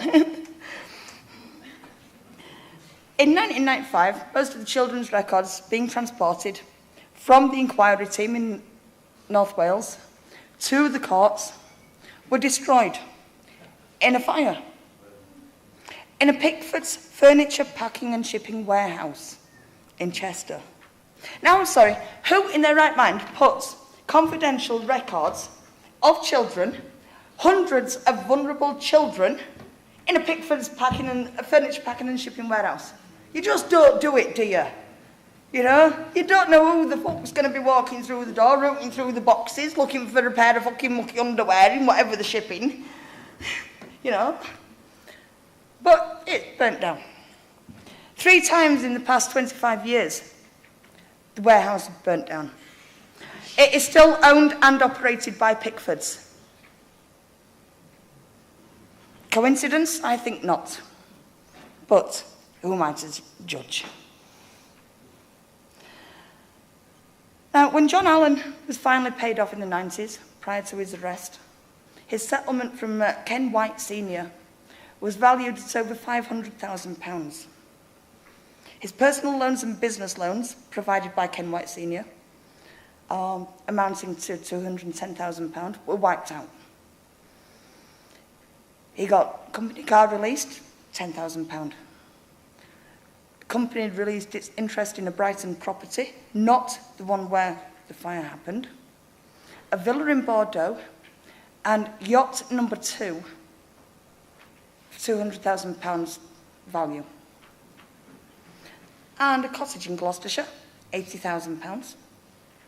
And then £36,000 in cash for the return of all company shares. Now, I'm sorry, this was a paedophile who had been acquiring all these properties for the company.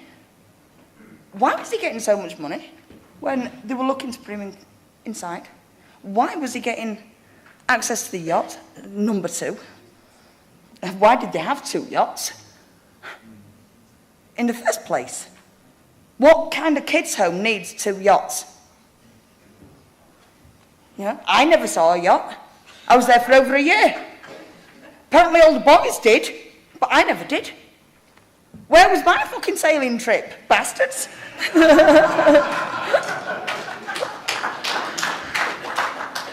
Now, over the years, they acquired several properties.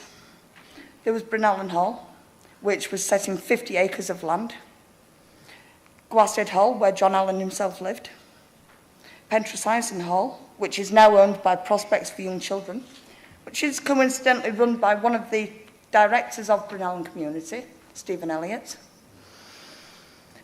Property Gatewin Hall, which was Georgian three-storey building, which is the place I was placed. That was a bastard to jump out at window of, I can tell you that one now. You know, I might have done it out at fucking second floor in Skirkett Lodge. No way was I going out at third floor. Bryn Tyrian Hall. Property in Trevor Street in Hightown in Wrexham. Property in Poyser Street, which they used as a film studio. They set up 3 film companies over the course of several years, one of which went bust overnight and lost £125,000, which was unaccountable. Literally overnight. Oops. I wish I'd got a pony that year. Somebody else did, I know that much. A property in Erdig Road, which was used as halfway house. Property in Queens Road, Worsall. Nice little 3-bedroom semi-detached. It's where they stuck me and my son after I'd had him. Martin's Camp in Shropshire. Cotsbrook Hall, just down the road in Shifnal. And this one, you're going to love this one. 34 Inverness Terrace in Bayswater. Straight across the road from Richard Branson.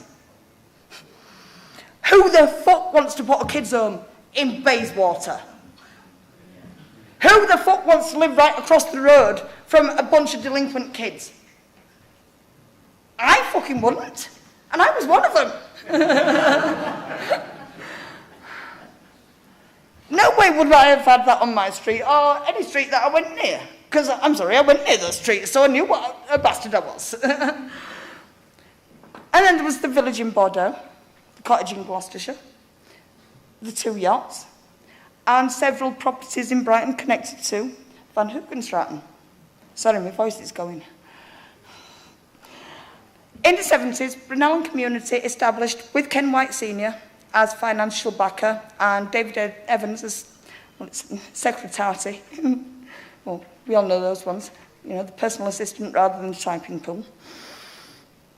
Dr. Kedney and Dr. Roberts had their own private medical practice around the corner from Brynellan Hall. And Dr. Kedney was set on as medical officer for Brynellan Community. Every time a girl went, even with a headache, she had to have an internal. Dr. Kedney was last seen running a strip joint in Athens. His business partner retired 2 years ago from the same surgery, just round the corner from Poyser Street, where they'd always been. And he was, at that point, denying all knowledge of Dr. Kedney, even though it was both names on the practice when they opened it. In the 80s, Ken White Jr. and David Evans were accused of physical and indecent assault, but both agreed to take non-residential care positions to avoid investigation. And Waterhouse actually agreed with that decision and agreed there would be no investigation into the allegations against them if they stayed on off residential care. Except in 91, when I was in Brynellan Hall, I remember Ken White Jr. being the head of the home at one point. You know, by 91 he was back in residential childcare. So what the fuck?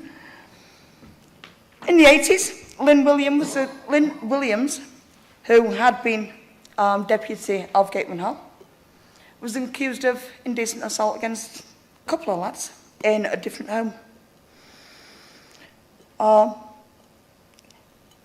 In 80s and 90s, Stephen Elliott, as I mentioned, Prospects for Young People, and Ken White Jr.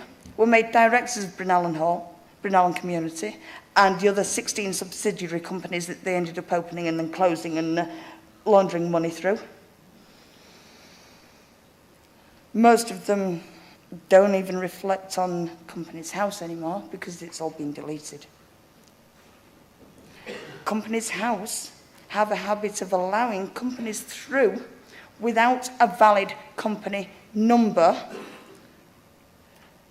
There are dozens of directors involved in residential childcare who hold 4 or 5 different director numbers. Now, I thought that was illegal. You know, your company has a different one, but your director doesn't. Your director number is meant to stay with you, isn't it? I thought. Somebody tell me if I'm wrong. Okay, I'm not then. All right.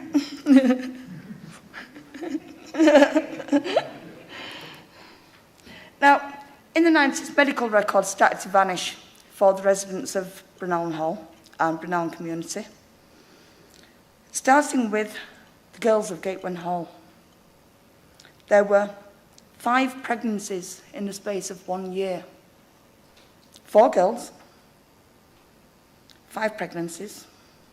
When the girl who had been pregnant second time found out she was pregnant, we were told the next morning as we went down to breakfast that she had gone back to her pimp in Birmingham. She'd been sold to her pimp by a family member when she was 9. She'd escaped him twice, and the third time she escaped, she'd been told, "If you ever leave me again, I will see you dead." So I didn't believe that she'd gone back there. And I'm sorry, in 91, from Wrexham to Birmingham, there is no way by breakfast, in my mind, that they could have known where she had gone. And if they did, why didn't they go and get her back? Yeah, she lived with no shoes, no coat, no money. She took nothing apart from what she was supposedly wearing when we went to bed, which was her nightie. It was in the middle of fucking February. I'm sorry, it was fucking cold, mate. There's no way I'd be going from Wrexham to Birmingham in my fucking nightie. I wouldn't do it in the middle of summer. As we were being told this, groundwork started outside the dining room to lay the foundation for an aviary for quail. I'm sorry, quail eggs, have you seen the size of them? They don't do fucking jack shit, mate. You know, you might as well just fucking use them as ammo. But we were told she'd gone back to her pimp in Birmingham. Who knows? The girl has never been traced, there's never been a death record for her, and I was told she died a year later from a drug overdose.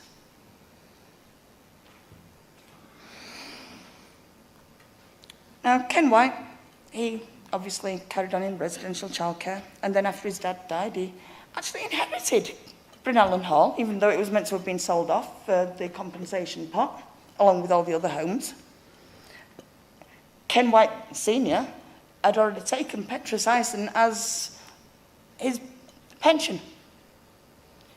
In lieu of 3 years' pension, he took a whole operating children's home away from the company that was meant to be running it and put it back under his name in lieu of pension. What the fuck? I'm sorry, how can you take a whole children's home that's part of a community under stipulated social services rules, yeah, and say, okay, it doesn't belong to them anymore, it belongs to me, without anything put in place to safeguard those children, or the company, or the home? It just doesn't work. And this, Brunel Hall, is where Ken White is currently living. He still lives there with his wife. At the moment, it operates as an hotel. Still with the 50 acres of land. Now, when I was first down there a couple of years ago to have a look over the place, it had 15 very nice, very expensive horses on the property. The last time I went down, there were 2 musty old nags that looked like they should have been in glue factory 2 years ago. No nice mounts. Now, Prospects for Young Children offer horse riding as part of their curriculum. Funny that, isn't it? With their mates, still running like somewhere with 15 nice thoroughbreds. And yes, some of them were thorough. Now, one of the other directors of Brynellan Hall, David Russell Evans, he, with Ken White Jr., operates a total of about 16 companies out of Brynellan Hall. Most of them don't seem to make any money. In fact, most of them are actually in debt. But somehow they've got old people's homes, they've got children's homes, they've got an MOT service station, all operating. And they've had the service station for 25 years. Funnily enough, Prospects for Young Children offers mechanics on its curriculum as well. You know, I personally don't find this a coincidence. I find it fucking highly suspicious. And anyone else should as well, to be fair. And if you don't, then tell me I'm wrong. Now, he still lives in the lodge, as I said. He's director of God knows how many companies. God knows where the horses have gone. Now, when I went back there a couple of years ago, this was the last the last building that hadn't been renovated. As I was walking around it with my mum, we saw through the window a load of files. Now, as you can see, well, actually you can't because it's a bit dark. There are cobwebs all over the files, all over the window. They look a good inch thick. Those files have not been touched since the place shut down in '97. Now, as we walked further around the property, we saw this. A bonfire that had already been burnt and was being rebuilt with all the paperwork and all the crap coming out of that last building. So I rang Operation Paliel and said, look, there's evidence in there. There's potential evidence in that building that they are setting fire to. Oh, but we went through all that years ago. There couldn't be nothing there. Well, there could be a start of a letter home from any child in one of those books, in one of those files, saying, look, Mum, they're doing this to me. Come and get me. Come and save me. Help. But they wouldn't go and look, and they let them destroy it all. I wasn't looking. I was looking. We have a massive round of applause. Yeah, please.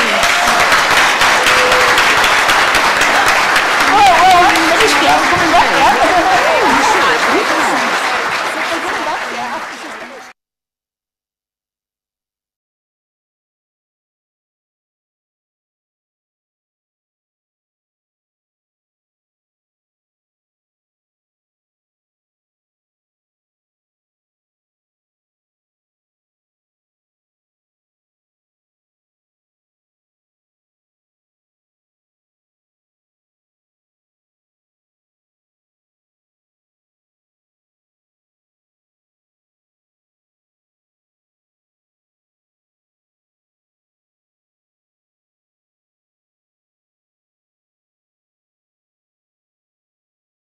is to decide if there is enough evidence for criminal charges to be brought. As a result, it has a lower standard of proof than a criminal trial. The jury is only expected to find probable cause for an indictment, while a trial verdict needs to find a defendant guilty beyond reasonable doubt. Since we are not here to determine guilt, the only evidence that will be presented to you is prosecution evidence. In practice, the evidence presented can be almost anything, from testimony from survivors, witnesses, whistleblowers, documents, video recordings, tape recordings, photographs, or DNA. In our case, because of the circumstances of this grand jury, which we are doing for real, this is not theatre. This is how it is happening, and you are a part of it. We have presented our evidence from source documents as screen images. We can provide all the source references for all the evidence that we will present to you today. So for the issue in question, There is no shortage of material, but we've been very selective in our choice of source information. We will not be presenting salacious details, but facts, derived both from publicly available official documents and records and first-hand testimony, which you will hear later today. It is therefore possible that some of the information that we will present will be new to you. In presenting the evidence, we have adopted a top-down approach, presenting the macro issues first, and then following through to the more detailed examination of networks and connections. We have not dwelt on any specific case or investigation in relation to survivors or victims. Our focus is more on identifying those culpable. In the interests of transparency, I can make the following disclosures. The evidence has been compiled by an independent, international, culturally diverse, globally located team, most of whom are here, but not all of whom will take the role of prosecutor. None of the evidence gatherers are married to royalty. None of them come from New Zealand, although most of them are dames. There will be 3 public evidence sessions, 2 this afternoon, between 1600. And if 12 of you get together and hear the evidence and decide there's a case to answer, that's it. That's a grand jury. In America, it's known as a runaway grand jury. For those who want to look online, a runaway grand jury. With that in mind, the way I'm going to present this is, my slides are quite detailed, and they've got references at the bottom. I'm assured that there are 2 cameras looking at the screen.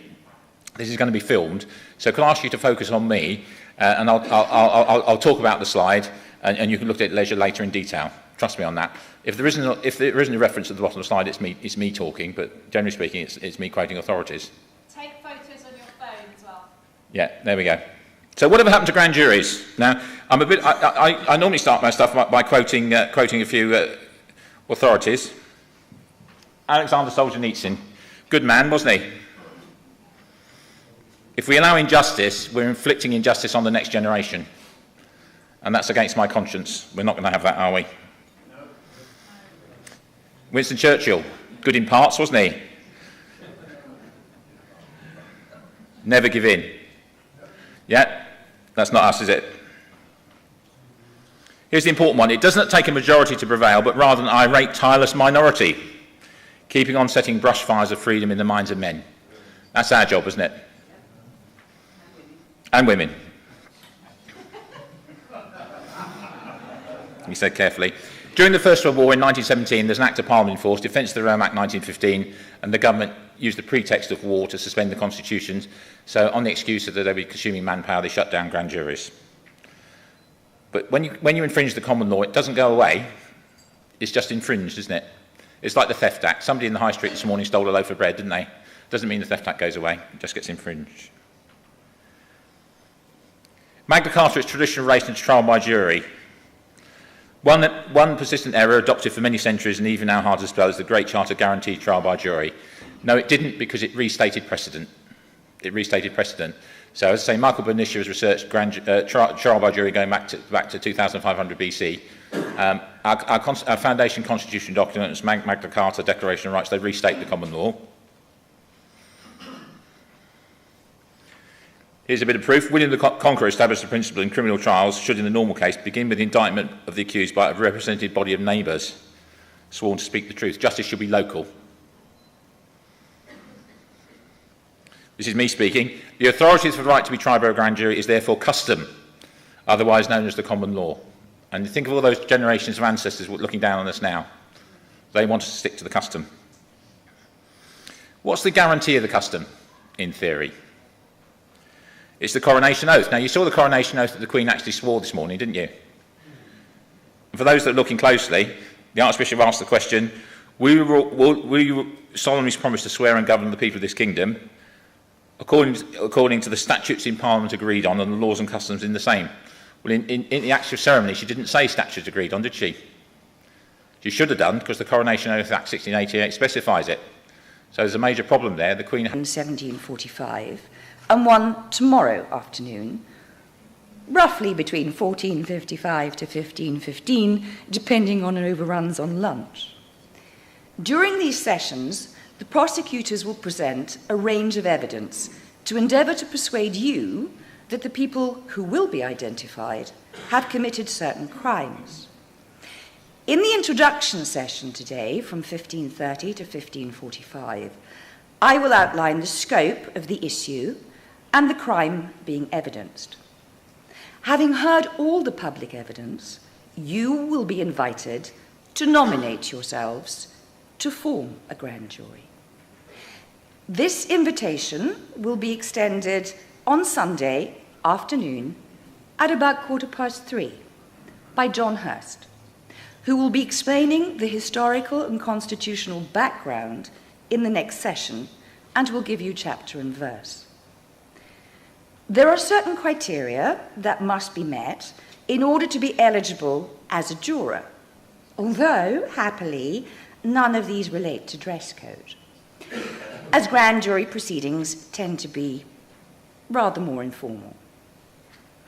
We trust that we will obtain a minimum of 12 grand jurors, who will then retire in private to read witness sworn statements regarding individuals and charges. If the grand jurors decide the evidence creates probable cause to believe the persons named in an indictment committed the crimes, they vote to return the indictment, that is, to charge those persons with the crimes. Voting to return charges is usually known as returning a true bill. If the grand jury votes to return a true bill, the indictment is valid and it will initiate a criminal case against the people named. A majority of the grand jurors must vote for an indictment in order to return a true bill. If the majority of the grand jurors do not think the prosecutor's evidence creates probable cause, they will vote not to return the indictment. If they vote in such way, the indictment is not valid and no criminal case results. When you say majority, is that a simple majority? I would say a simple majority. If that is wrong, I would ask John Hurst. Sorry, minimum of 12. Yes, the jury has to be a minimum of 12, but a majority has to be how many of the 12? Well, the jury is between 12 and 23. I'll explain shortly, but the verdict is 12. Okay. I stand corrected. It's a good thing I'm not presenting that, I'm just doing the evidence. Okay.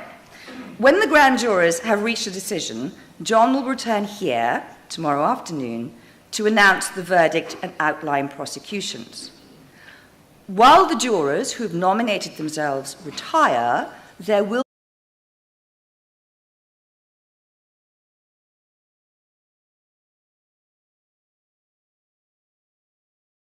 Right, okay, so a question. Did anyone see Richard Scorer on television this week? That's this Savile victim's lawyer on television. Did anyone see him?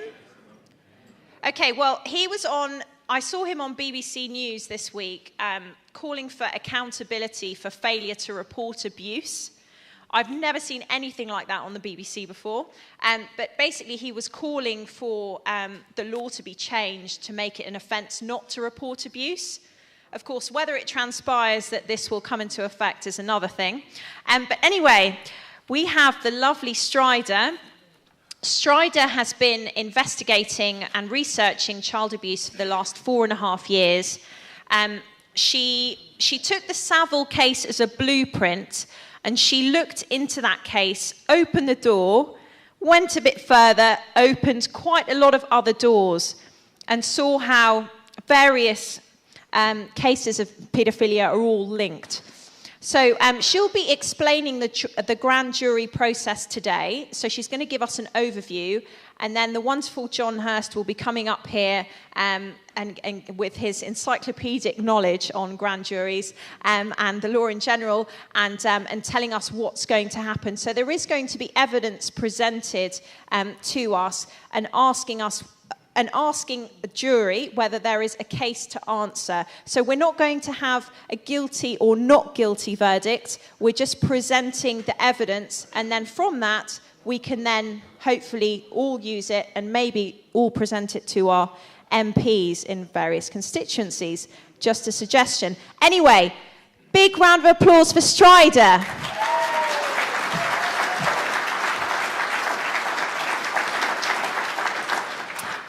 Good afternoon, ladies and gentlemen. I hope you can hear me at the back of the room.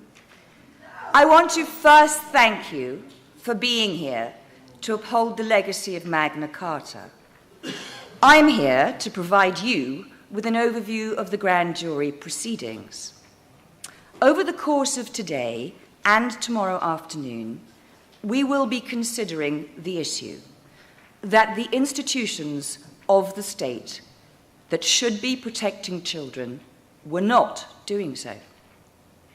This short introduction is to briefly explain the programme and the process in non-technical terms so that you will know what to expect.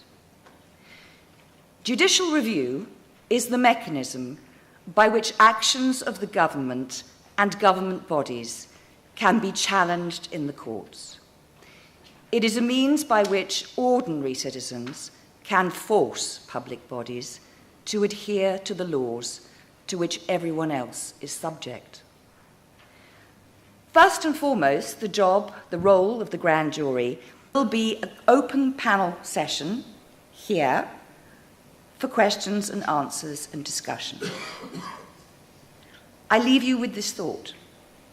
The legacy of Magna Carta is that the exercise of political power cannot be unrestrained. It must follow the law. I thank you for being the voice of the people. John Hurst will now explain how powerful that voice can be.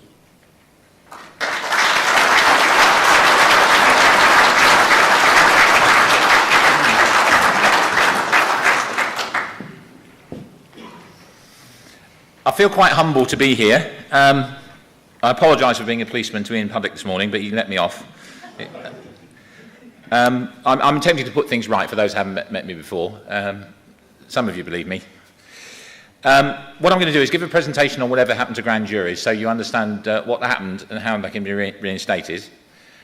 Tomorrow I'm going to give a presentation on what I'm going to make use of, the various strategies I'm going to employ to deal with the verdicts in order to make sure they get prosecuted. And I'm also going to give a presentation on council tax, and it's called Starve the Beast. Because it's a remedy. It's a remedy. Everyone in this room is a British subject, I should imagine, more or less everybody, aren't they? And how many of us know what our powers are? The common law rule is 12 may judge 1. 12 may judge 1. So the question was what's a jury verdict? It's 12 may judge 1. And in order to secure a criminal conviction, the Crown has to convince 24 of a man's peers, 12 in the grand jury and 12 in the petit jury. That's quite a high standard, isn't it? There's no such thing in common law as a majority verdict, and there's no such thing as reducing that number. The last time grand juries were properly invoked is in 1933, so that's a long time ago, isn't it? It's a long time ago. It's 3 lifetimes. It's beyond living memory, practically, isn't it? Okay. So that's how serious and how important our role is. Michael Benicia has done some research on juries, and they go back to 2500 BC. 2500 BC. So if you believe in spirit, shall we say, how many generations of our ancestors are now looking down on us, wanting us to put things right? Yeah? Because the abuse that the Crown has got away with since 1933 is having a monopoly on prosecutions. A monopoly on prosecutions. They prosecute who they like, and they ignore who they like, don't they? And the Savile is the classic example, isn't it? Things get reported to the police and they disappear into this black hole. We aim to put it right, okay?